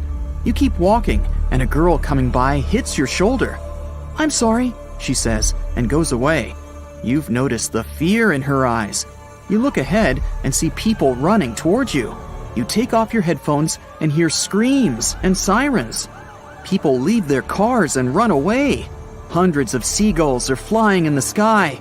You hear a strange noise among all the sounds of chaos. It seems to be water. How is this possible? You're in the city center, a few miles from the shore. But there's no time to think. You notice a huge wave flooding the streets and heading straight to you. You run into a building and go up to the 10th floor. From here, you're watching the water filling the city. The strong stream blows all cars, one-story buildings, and trees off the road. You notice a shark and other fish in the water. People are hiding in houses and on the roofs. The whole city is quickly plunging into a catastrophe. The TV is working in the building where you're hiding. You learn that floods are occurring all over the world. Massive tsunamis cover coastal cities. In some places, waves reach the height of a 30-story building. Many towns have been washed off the face of the earth. The moon is too close to Earth, and massive floods are just the beginning. The moon flies around Earth and helps to keep our home on its axis. The moon provides climate stability and helps living organisms develop. But now, this balance is broken. The moon is approaching and changing our planet's gravity. Earth can tilt slightly to the side and provoke massive floods around the world. Imagine that you're holding a round glass of water. Tilt it a little. See how the liquid moves from one side to another? The same thing is happening now with the oceans. But the moon is not just approaching us. It's flying around the planet and getting closer with each circle. It causes natural disasters in different locations on Earth all the time. Now the ocean floods one side, and a few hours later, another. So you see all the water going back from the streets to the shore. The oceans may return to the city again by the end of the day. Wait a minute. It seems the end of the day has already come. You notice that the sky has become dark. It's weird, because it's only 3 p.m. The moon changes Earth's rotation speed and makes the day go faster. The moon covers almost the entire sky and brightly illuminates our planet. You see huge lunar craters. It's so close that you can still see it even when the sun shines. In some places, the passing moon obscures the sun. The water is leaving the streets and everyone goes outside. At this moment, an earthquake begins. The road is cracking and the houses are collapsing. There are landslides on the street. Tectonic plates are shifting all over the planet. Imagine two magnetic balls that are approaching each other.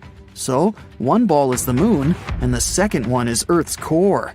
What do you think will happen to what's above the core? That's hundreds of thousands of miles of the Earth's crust. And now, it's all moving.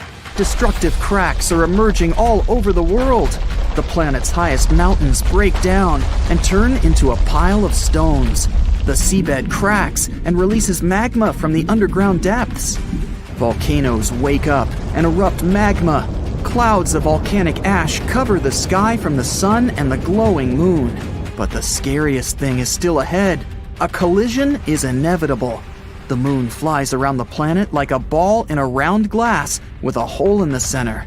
This force drives clouds all over the planet.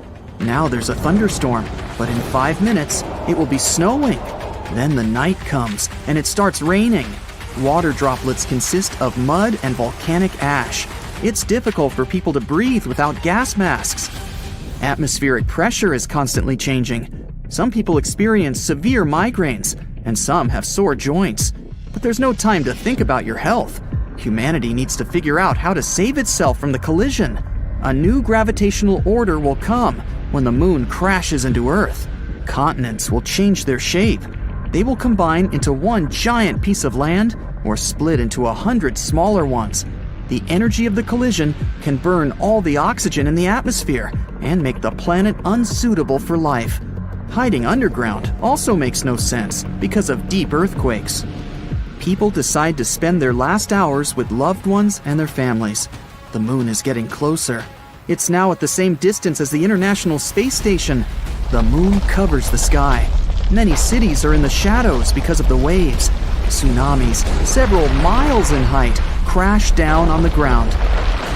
Millions of tons of magma collide with the ocean. Billions of gallons of water just evaporate. Moisture rises into the air, mixes with ash, and floods the land in the form of giant cumulus clouds. You've accepted the complete destruction of the planet, but something strange happens to the moon at this moment. You notice giant cracks appear on it. The moon slowly begins to divide into two parts. Both halves crumble into hundreds of large pieces. It's just falling apart. The Earth doesn't have a natural satellite anymore. It's just a pile of giant space rocks. But why is this happening? There's a space around our planet called the Roche limit. In this place, the gravity of Earth is stronger than that of the moon. This means that the forces holding the moon together are weaker than those that tear it apart. People are cheering. The Roche limit has saved the planet. The moon won't hit us. It breaks up into millions of fragments and forms a circle around our globe. Now, Earth looks like Saturn. A belt of moonstones surrounds us. Huge chunks destroy everything in their path, all the space debris. The satellites are no longer working. Humanity loses its means of communication and navigation. People will have to use paper maps again. The moon held our planet's orbit at a certain angle before these events. Now the axis is tilted differently. One hemisphere becomes closer to the sun, and the other plunges into shadow. The North Pole and the Arctic may turn into hot deserts, and the equator of the planet may be covered with ice. Winter and summer can last for years. The moon's remnants fly around Earth, but some of them fall on our planet. Lunar meteor showers destroy cities and create giant craters. All these events lead to the massive destruction of life on Earth. It will take hundreds of thousands of years to adapt to the new world. There are a few theories about how the moon appeared in the sky, and recently a new idea has popped up. But before we discuss this newcomer, let's look at the most popular hypotheses of the moon's formation. The capture theory claims that Earth's natural satellite used to be a wandering body, something like a large asteroid. It had formed somewhere else in the solar system before it was captured by our planet's gravity when passing nearby. The accretion hypothesis suggests that the moon formed in orbit around Earth at the same time as our planet appeared in the darkness of the cosmos. Then, there's the fission theory that says that at one point in its development, Earth was spinning so fast that some of its material broke away and started to orbit the planet. And the giant impact theory, which is the most popular these days, claims that the moon formed during a collision between Earth and another hypothetical planet called Theia, which was way smaller, probably the size of Mars. The resulting debris collected in an orbit around Earth and formed the moon. And now, let's move to the new theory you've been patiently waiting for. According to it, our satellite might have formed immediately, in a matter of hours, after the collision between Earth and Theia. The material from the two planets was likely launched directly into Earth's orbit right after the impact. It formed the moon and left traces deep inside Earth.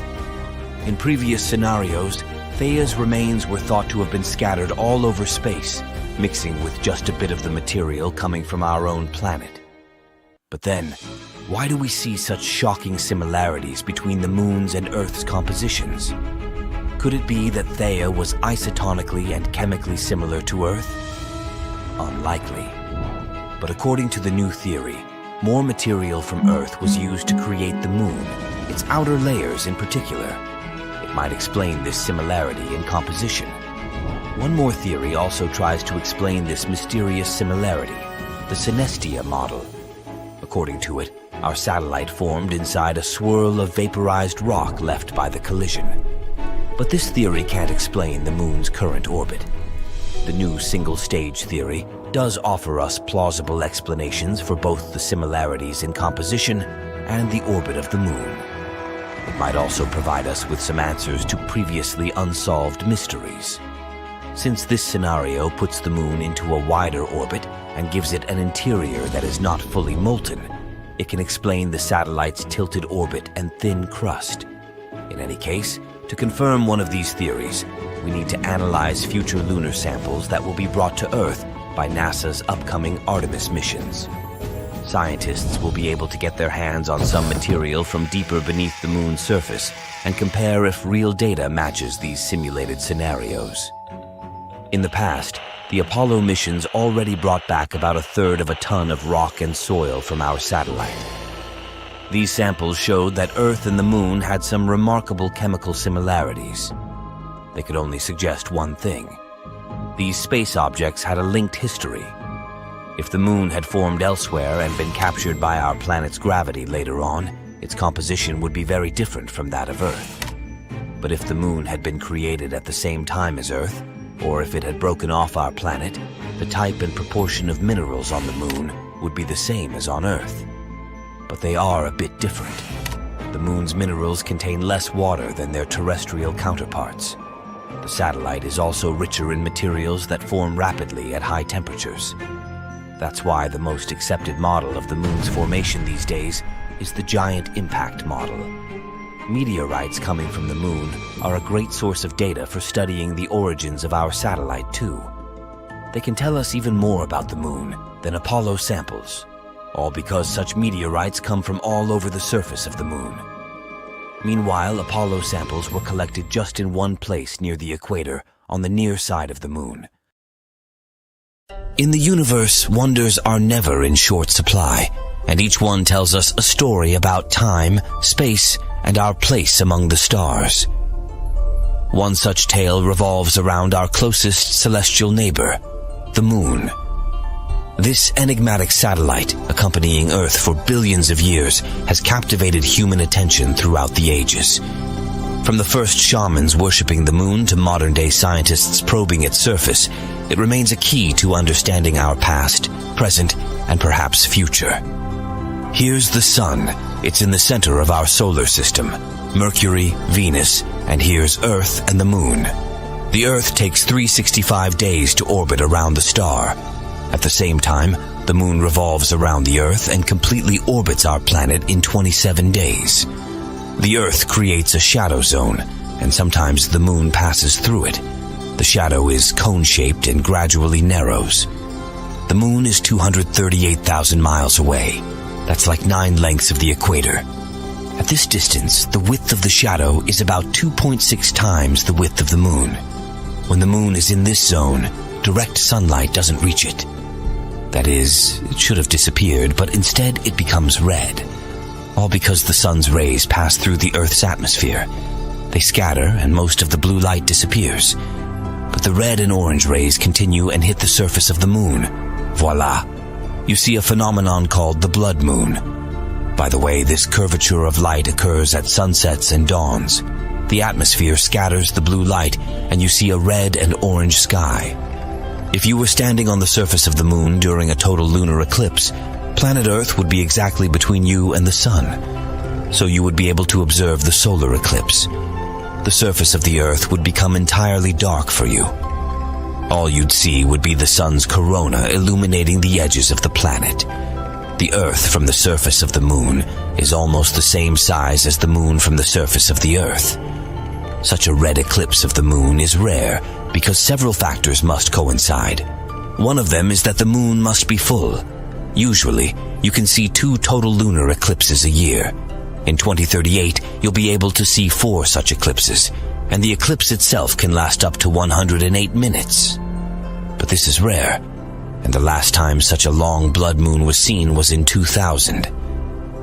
Many years ago, people didn't know so many facts about our satellite, and the sight of a red moon frightened them. It was a bad sign and a harbinger of trouble. People who knew the schedule of eclipses could take advantage of it. For example, Christopher Columbus had an astronomical almanac and knew when the next lunar eclipse would occur. He frightened the inhabitants of the Caribbean islands when he predicted the red moon. The moon is gravitationally locked with the Earth. That's why it is always turned to us with one side, like Mercury and the sun. But the moon doesn't stand still. It's gradually moving away from our planet. About 1.5 in a year. Not quickly, but in about 600 million years, it will have shrunk in our sky so much that we won't be able to see lunar eclipses anymore. Do you see this crater? It's Tycho. It's visible during a full moon because of these bright rays that extend thousands of miles from its epicenter. This is the youngest crater on the moon. Scientists say it appeared there due to a meteorite impact about 109 million years ago. At that time, dinosaurs were roaming the surface of our planet, and they may have seen the impact. It was most likely accompanied by a big explosion and looked like a salute in the night sky. In wrapping up, our relationship with the moon is a testament to the beauty and mystery of our universe. Its patterns, movements, and influence on Earth serve as a reminder of the grand cosmic dance we're a part of. If you're intrigued by such celestial wonders, do consider subscribing for more insights into our incredible universe. On a starry night, you look at the sky and see twin moons high above Earth. It's a view science fiction fans can only hope for, but it could have been a reality billions of years ago. If we want to be super precise, 4 billion years ago. A recent model suggests that the highlands of the moon's far side could have been created by a collision with a smaller companion moon in an event dubbed the Big Splat. The mystery of why the near and far sides of the moon are so different have been puzzling astronomers for decades. The near side of our natural satellite is low and flat, while the landscapes of the far side are high and mountainous. That part also has a much thicker crust. It leaves us with a somewhat lopsided moon. According to the giant impact model of the origin of our satellite, a Mars-sized object crashed into young Earth early in the history of the solar system. This event produced loads of debris that then coalesced and formed the moon. The new model, though, suggests that there could be a second moon orbiting around Earth. It would have been around 750 miles in diameter and could have formed in the same collision. Later on, this smaller moon could have fallen onto the bigger one, coating one of its sides with an extra layer of solid crust tens of miles thick. This model fits the moon-forming giant impact theory surprisingly well. After all, it does predict that there had to be tons of debris left in orbit around Earth after the collision, besides the moon itself. It also agrees with what we know about the dynamical stability of such a system, the ages of lunar rocks, and the timing of the cooling of the moon. There are other computer models that suggest a companion moon too.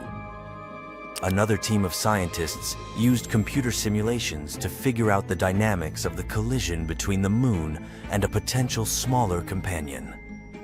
According to their model, it was about 1/30th the mass of the main Moon. They tracked the distribution of lunar material in the aftermath of this event and its evolution. They found out that the impact would have been relatively slow, at a mere 5,000 miles per hour, which is slow enough for rocks not to melt. Plus, no impact crater would have formed at such a speed. Instead, the crust and rocks from the smaller Moon would have spread over and around the bigger Moon. On the other hand, such a collision sounds a bit weird. Being slow, it doesn't leave an impact crater. But at the same time, it splats material onto one side of the bigger object. There is a theory that the companion Moon was originally trapped at gravitationally stable Trojan points, sharing the Moon's orbit. But later, it became destabilized after the Moon's orbit moved further away from Earth. The collisions could have happened anywhere on the Moon, but that might be the reason why today's Moon is lopsided. This model also explains the differences in the composition of the Moon's crust. On the near side, it contains more potassium, rare earth elements, and phosphorus. These elements are thought to have been concentrated in the magma ocean that remained under the solidified crust of the Moon. In the simulations, the collision squished this layer onto the near side of the Moon. But even though this model explains a lot of things and answers loads of questions, the theory remains unconfirmed. We still don't know the full history of the Moon and what really happened there. Scientists say that the best way to figure it out is to get more data from lunar orbiting spacecraft. An even better way to get information would be a human mission to study the Moon.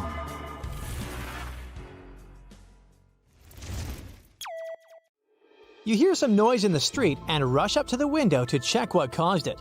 You look up at the sky and just stand there, speechless. The Moon is giant! It looks much larger than usual, and it's both beautiful and scary. So what would your life be like if the Moon moved twice as close to Earth as it is now? Unfortunately, it would be quite a catastrophic scenario. You see, the Moon has a pretty strong gravitational pull on Earth's oceans. It produces 2 high tides and 2 low tides per day. But with the Moon so close to us, the tides would get 8 times higher. Some regions would be completely covered with water during the day. The water would only retreat at night. Many islands and highly populated coastline territories would become uninhabited because of this. Many other regions would experience frequent devastating floods. But if you think it would be the only consequence, let me tell you this. The Moon also has a tidal effect on dry land. That's why if our planet's natural satellite was to suddenly relocate, its gravitational pull would increase, making waves of energy reverberate throughout the planet. This would affect Earth's crust, triggering earthquakes and starting volcanic eruptions. Now let's leave Earth and the giant Moon for a while and have a look at Jupiter's moon, Io, which is the most volcanically active world in our solar system. This volcanism comes from the push and pull from Jupiter's gravity. 2 other moons of the gas giant also have an effect on poor Io. That's why Io's surface is littered with hundreds of volcanoes. Most of them are spewing sulfurous plumes high above the surface of the Moon. Our planet might face the same fate should the Moon move so close to it. And that's not all. Earth's spin would start to slow down over time. Look, the Moon's gravity pulls the oceans, and the resulting friction between the water and the ocean floor slows Earth's spin. Yes, Earth is slowing down even now as you're watching this video, but this process is almost imperceptible, around 1,000th of a second per century. If the Moon was twice as close to us, the rotation of our planet would slow much more, making days and nights longer. If people managed to survive unexpected earthquakes, high tides, and volcanic eruptions and got used to longer days and nights, they would get an award. Solar eclipses. These spectacular events that occur when the moon passes between the sun and Earth would happen much more frequently. Since the moon would cover a much larger area in the sky, it would pass in front of the sun more often.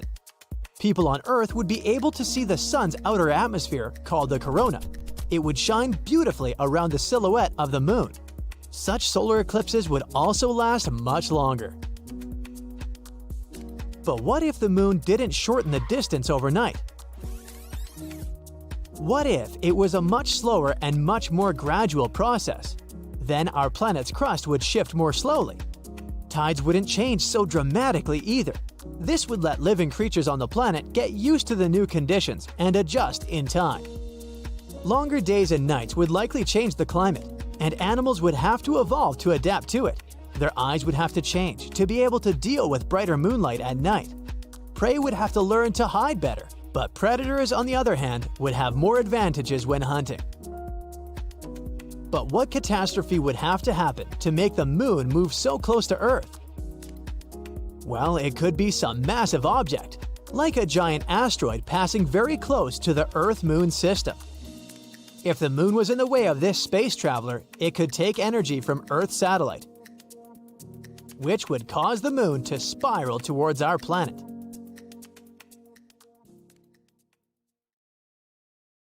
Have you ever wondered why Earth doesn't have rings? Gas giants, Jupiter, Saturn, Uranus, and Neptune, have them. But the rocky planets, Mercury, Venus, Earth, and Mars, don't. Two theories describe how ring systems potentially developed. The first one says that rings may have formed from leftovers that date from the time a certain planet was forming. Or, as the second one says, they could be the remains of a moon that was either destroyed in a collision or broken apart by the gravitational pull of its parent planet. Scientists still don't know why the gas giants have rings, but they think it could be because they formed in the outer solar system. Rocky planets formed in the inner area of our solar system, which is why they were more protected from potential impacts and collisions that might have formed rings around them. Or the reason is that the bigger planets have a larger volume, which allows a ring system to remain stable. Some scientists think our planet did have a ring system a long time ago. In its early stage, a Mars-sized object hit the Earth, and this probably resulted in a dense ring of debris. But its ring system pretty soon coalesced, and that's the way our moon was formed. More than 10 years ago, in 2011, astronomers found a huge water vapor cloud about 12 billion light-years away from our planet. This cloud is the oldest source of water that we know of. It dates back to when the universe was only 1.6 billion years old, and now it's 13.8 billion years old. This unusual cloud is also the biggest source of water that we know of. It holds 140 trillion times the amount of water that the Earth contains in all its oceans. Enormous. The cool thing is, this vapor cloud is kind of feeding a black hole. It may contain enough gases, such as carbon monoxide, to help its black hole grow even 6 times bigger than it is now. We all know that Earth has one moon, but there are 2 more asteroids, 3753 Carina and 2002 AA29, locked into co-orbital orbits with our planet. The first one doesn't really circle around the Earth, but has some sort of a synchronized orbit with the planet, which is why it looks like it's following the Earth in a stable orbit, while in reality, it has its own specific path around the Sun. The other one, 2002 AA29, follows a horseshoe orbit around our planet. Its specific path brings the asteroid closer to us every 95 years. You'd expect Neptune to be an extremely cold and dark place. After all, it's an ice giant 2.8 billion miles away from the Sun. There's not too much sunlight there. So noon on Neptune is similar to twilight on our planet. But this ice giant appears to be creating its own heat. To be precise, 2.6 times more heat than it gets from the Sun. This probably has to do with all the pressure near the planet's core. It builds and releases hydrogen, which keeps Neptune's center at a crazy temperature of 9,300 degrees Fahrenheit. but its atmosphere is still quite chilly. It ranges from about negative 240 degrees Fahrenheit to negative 330 degrees Fahrenheit. What shape do you think of when someone mentions storms? Probably long ovals of hurricanes and conical tornadoes. But that's something we see on Earth. At Saturn's North Pole, a storm has been raging for at least the past 40 years, and it has a hexagonal shape. Such a weird shape probably has something to do with Saturn's turbulent gas, or maybe even with zonal jets that extend many miles down into a region of extremely high pressure. Have you ever wondered why planets don't twinkle while stars do? The thing is, if you were out there in space, you wouldn't see them twinkling at all. The reason we see stars twinkling is because of Earth's atmosphere. The pin-sized light coming from a star hits the atmosphere. The atmosphere then refracts it, which sends the light skittering off in a zigzag. That's what we perceive as the twinkle. Planets appear much bigger to us than just pinpoints. And yes, their light zigs and zags after hitting the atmosphere too. But those motions cancel each other out, which is why we don't see twinkling, but only a steady glow. In some regions, you can expect big changes in temperature. For example, in Montana, where in a single day, temperatures went from negative 54 degrees Fahrenheit to 45 degrees Fahrenheit. Yeah, sounds like a lot, but it's still nothing compared to Mercury, where temperatures tend to vary over 1,000 degrees Fahrenheit in a single day. They start out at negative 280 degrees Fahrenheit at night, and eventually go up to 800 degrees Fahrenheit during the daytime. Picture a wardrobe you'd need to prepare for a single 24-hour visit to Mercury. Why doesn't the atmosphere of our home planet vanish and disappear into the vacuum of space? Even though we can't see them, the gas and vapor molecules that our atmosphere consists of all have mass. As such, all of these molecules feel the gravitational pull of the Earth, just like we do. They could escape, true, if they had enough energy. For instance, if our planet was closer to the Sun, the atmosphere would be hotter, and its molecules could get away easier. But the Earth, fortunately, is just at the right distance from the Sun and has exactly enough mass to keep its atmosphere in the same place. When you think of volcanoes, you probably picture hot molten lava coming out of them. At least, that's how it works on Earth. But in space, volcanoes can spew methane, water, or even ammonia. Up there, a volcano can also spew specific materials that freeze as they erupt. Then they turn into frozen vapor and some sort of volcanic snow. It's a common thing on Jupiter's moons Europa and Io, also on Pluto and Saturn's moon Titan. They're called cryovolcanoes, and Io has extremely active ones. Over there, you'd see hundreds of vents with plumes of frozen vapor that tend to extend about 250 miles. And NASA vehicles have even captured some erupting in real time. Bam! Planets, moons, asteroids, comets, and stars, they can all collide, and galaxies too. Our galaxy, the Milky Way, is 2.5 million light-years away from Andromeda, our closest galactic neighbor. Astronomers believe the Milky Way is on a collision course that will destroy both galaxies in the distant future, or at least galaxies as we know them. The two galaxies are going faster and faster toward each other at a rapid clip, 250,000 miles per hour. It will be chaotic, and many planets and stars won't survive the collision. Eventually, these two massive entities will merge and turn into a completely new, unrecognizable galaxy. But here's a small comfort. Scientists assume this is not scheduled to happen for another 4 billion years. In case you want to fuse two pieces of metal together, you already know the only way to do that is to apply heat so these pieces can reach their melting points. In space, you don't need heat to do such a thing, or basically, any action at all.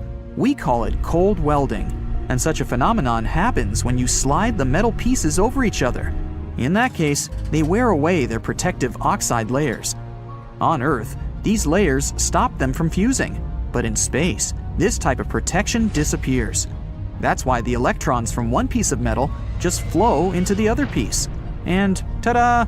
They're one without any effort. Scientists used to believe the Earth was the only planet in our solar system with tectonic activity going on. Tectonically active means plates under the crust are moving. This process releases heat, which then deforms the Earth's surface and leads to its shrinking. But now, we know this happens on other planets too. Mercury is also shrinking, and scientists found it out in 2016 when the Messenger spacecraft orbited the planet and sent back some important data. It revealed that there were cliff-like landforms known as fault scarps on Mercury's surface. Since these landforms are relatively small, they probably didn't form that long ago. That means Mercury is still contracting, even 4.5 billion years after our solar system was formed. Jupiter's Great Red Spot is shrinking as well. It's a huge storm that rages on the planet's surface. It's reddish, a bit oval in shape, and more than 10,000 miles wide. Yep, that's big enough to swallow the Earth. And now, it's been slowly but surely shrinking for a couple of centuries. The Great Red Spot is just one of many high-pressure storms that occur across Jupiter due to all those gases present there, which is something that classifies Jupiter as a gas giant. But just because it's shrinking doesn't mean the Great Red Spot is going to blow itself out anytime soon. It's even growing taller. Hey, you're running through a vast field at night, as if something is chasing you right now.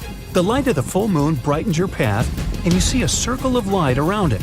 You run on looking for a safe shelter. It's not about werewolves, who are said to appear when the moon is full. Soon, this place will be the epicenter of a major storm. This very circle around the moon is called a halo, and ice crystals cause it in the sky. When the moon is full, it reflects a lot of sunlight. These rays then pass to the Earth's surface, but they curve their trajectory and split as they pass through hexagonal ice crystals. As a result, we have a halo of different colors, almost like a rainbow. The inner edge of the halo is red and the outer edge is blue. It looks beautiful, but the presence of ice in the clouds means this ice will soon turn into water and begin to fall to the ground. And this rain will be so heavy that you'd better find a shelter beforehand. If the weather is quite warm and the clouds are closer to the ground, you might see a similar phenomenon, a corona. It's much smaller than a halo, but much more colorful. The bluish-white disk on the inside turns brownish-red on the outside. Unlike halo, the corona is made of water droplets. The smaller these drops are, the larger the corona will be.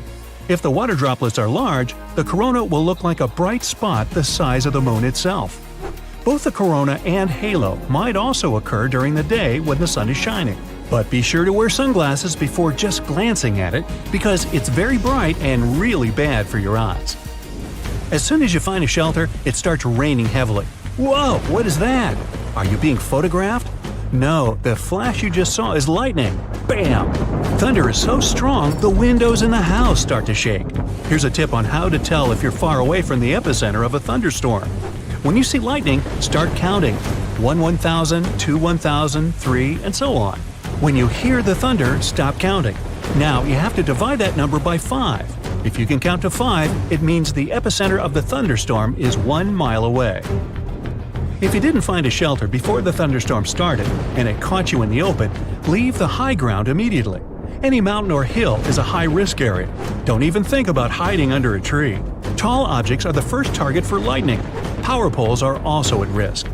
If a thunderstorm catches you riding a bike, drop it immediately and run away. Same if you were riding in a convertible, golf cart, or motorcycle. If a thunderstorm started while you were in an open field, the tallest object here is you. Get down and try to cover yourself somehow. If you're not alone, try to keep your distance from each other. Whew! Now let's admire the beautiful sunrise. It looks like someone spilled red paint on the sky. This beautiful view means it's about to start raining. You can see a red sky at sunrise because the high-pressure zone has just passed you by and is now followed by a low-pressure zone with high water content in the air. So take an umbrella with you or go back to a warm bed and stay indoors. There's an old saying to keep it all straight. Red sky in the morning, sailor take warning. Red sky at night, sailor's delight. Sometimes you can even predict rain by smelling it. It's all about ozone molecules. Storm currents bring ozone down from the upper atmosphere, and when the storm is about to start, you can smell a sense of cleanliness. It's like you just washed the floor with clean water. Your sense of smell gets more sensitive before it starts to rain. It's not because of your nose, but because of the more humid air. Flowers spray their scent, and the water molecules stick to it, spreading it much better. That's why the same flowers smell different when you smell them outside or in a closed, humid greenhouse. Plants can also help you predict changes in weather. If you touch the grass in the morning and it's wet, it means it's going to be a clear day. That morning water on the grass is dew. It appears at the coldest time of night. Clear skies allow the earth to cool a bit, and the water vapor molecules in the air turn into a liquid that settles on various surfaces. Take a closer look at the leaves on the trees. Sometimes they can be upside down. For example, maple leaves respond well to increased humidity before the rain. Their stems become very soft, and the wind can turn them upside down.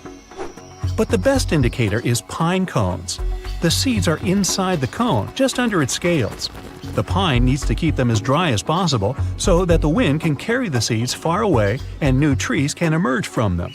So, when the pine senses rain approaching, it gives the order to close the cones.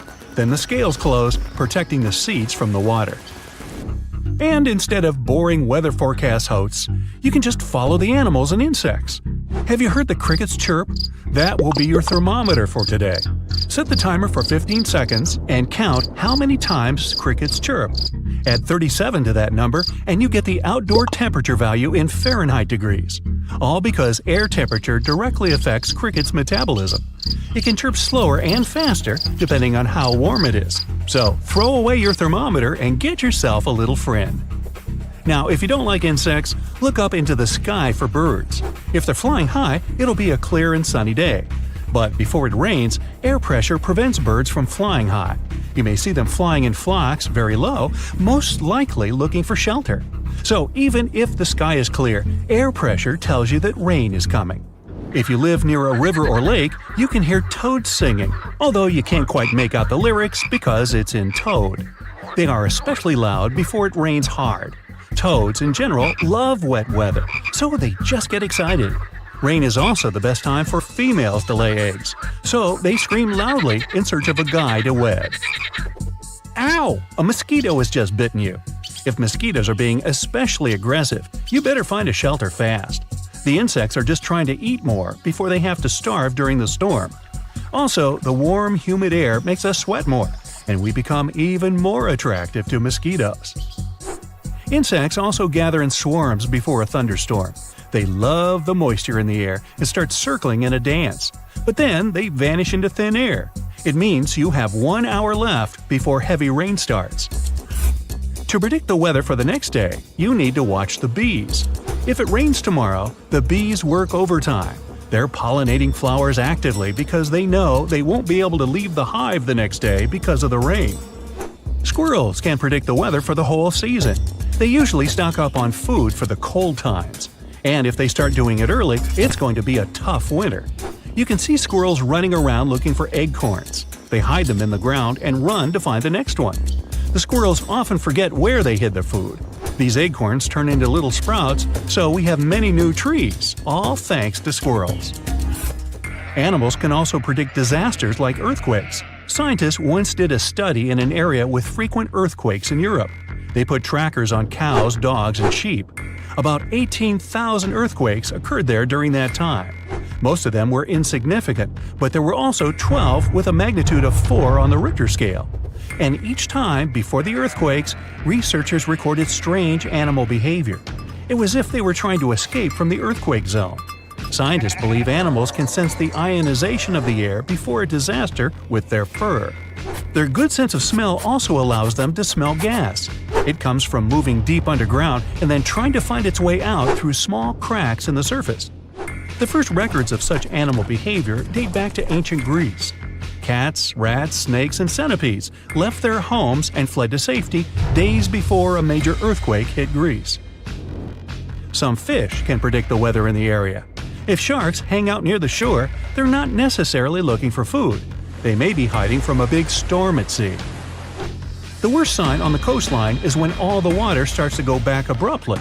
You can see the entire shoreline and even the fish and coral that are left on the land. Run away immediately, because soon a huge tsunami wave will come here and wash everything away. Now, you wake up one morning and watch the news while having your morning coffee. They did it again! Those scientists! The news anchor yells on the TV. A report was released a few days ago that the moon is moving further away from Earth's orbit. Its distance extends 2 inches per year. Over the past 2,000 years, it's drifted a total of 260 feet. This isn't too daunting of a distance, but the news has still made people panicked and concerned. They rally together around the planet, uniting to try and stop the moon from escaping Earth's orbit, even though it won't actually leave the orbit for over 1 billion years. But everyone was focused on the past benefits of the moon. It's obvious life on Earth as we know it wouldn't have evolved without its existence. The moon is controlling the tides and the molecules in the atmosphere. Without it, humans, in particular, wouldn't have evolved. So, with an appreciation of the moon, the top brass ordered the best scientists to come up with a solution to push the moon closer towards the Earth. A giant thruster engine was built on the dark side of the moon. It was ignited, and the thrusts tried to push forward, but the startup power wasn't strong enough to push the moon. Instead, it tilted the moon's axis, rotating it slowly. As the moon rotated, the scientists hurried to turn it off before the engine reached its full power, as it was headed off course. The brass didn't accept this and ordered them to continue with the objective. The scientists insisted the math wasn't correct and didn't know exactly what may occur. Their concerns were ignored, and they watched as the engine's power increased. The engine slowly pushed the moon, the distance reducing. But as it was provided at the wrong moment, the angle it was aimed at would provide complications. The thrust and gravity from the Earth ensured the moon followed the orbit at a reduced distance. But with the combination of the initial thrust on an indirect angle, the moon was directed away from the Earth, quickly moving further off its trajectory on a path to leave the orbit altogether. As you finish your breakfast and turn the TV off, you go outside to look at the moon. It sits high above, seemingly fine. Surely, the news anchor was just exaggerating. You go to work. The issues of the moon are now just an afterthought. Even if it was true, how could it possibly affect your day? The morning feels normal, just another day at the office, as it turns out. During your lunch break, you head into town and notice on your way that the wind is picking up, getting stronger and colder. It must be a storm approaching. You quickly check on the moon. It appears smaller, about half the size of what it was this morning. But it's midday, so it's supposed to be that size, isn't it? After you finish your meal at the restaurant, you leave to find it's becoming darker. The wind is much stronger than earlier, but there are no storm clouds in the sky. People in the streets are pointing towards the sky, shocked at something, probably an eclipse. As people begin running in the streets frantically, you look above and can't see the moon. Confused by everything, you decide to head home for the day. When you arrive home, you turn on the TV.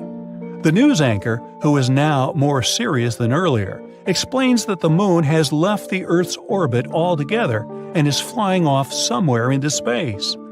The loss of the moon means the daily cycle has changed.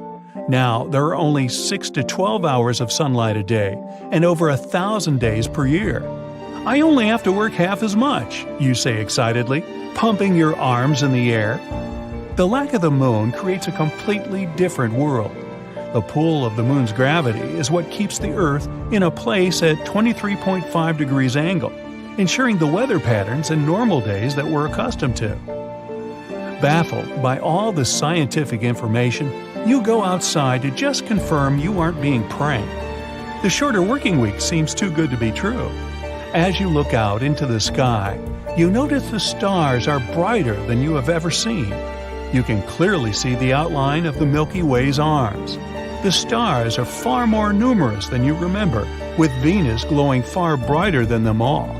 It's a beautiful sight, but you're not sure whether a clearer night sky was worth the moon's removal.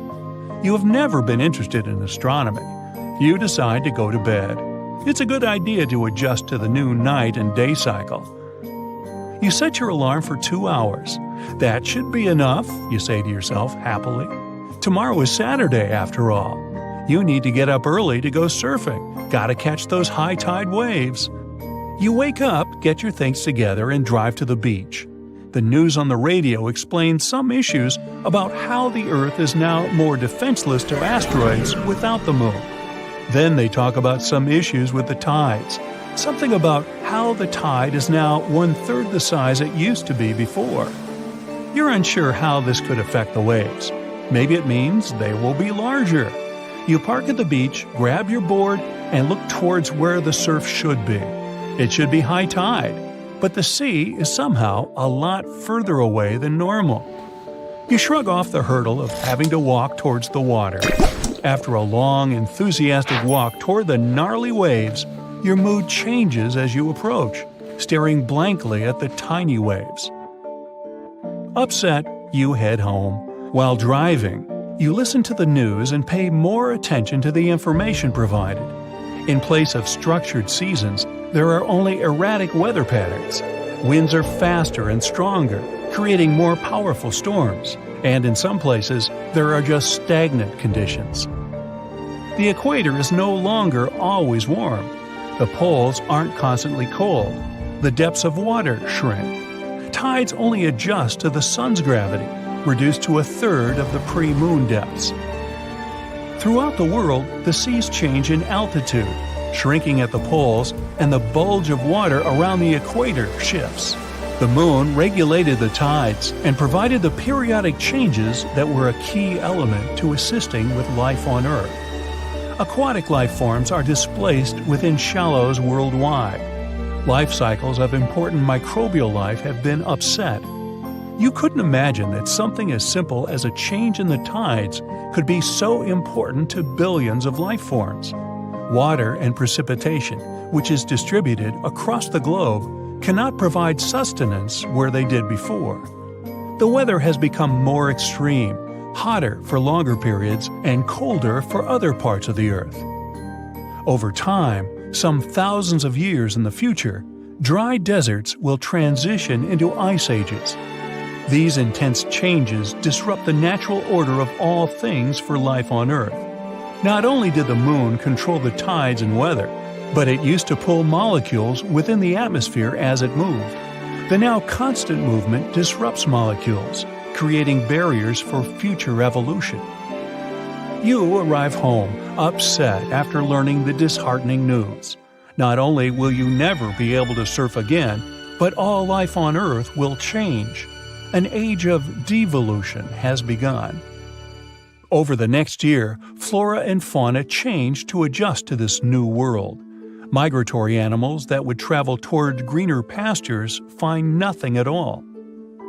Birds are completely confused, with no end to the change in seasons. Hibernating animals delve in and out of their shelters at the incorrect times, and vegetation struggles to grow at the lack of sunlight.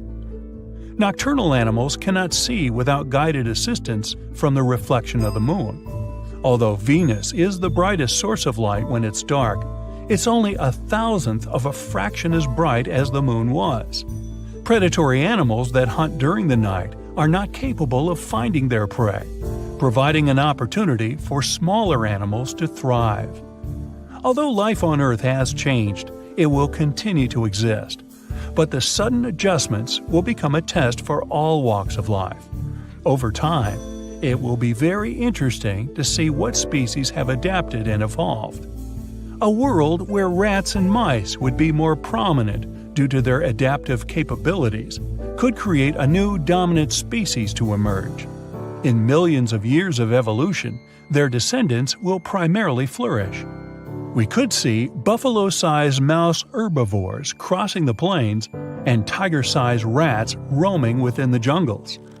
Tree-faring mice with long arms may swing amongst the branches. Others will probably move to the seas in place of mammals to feed upon aquatic life. Wide-eyed predatory rats may occur to have similar traits to bats, with echolocation, becoming the conquerors of pitch-black nights. All the new species that will emerge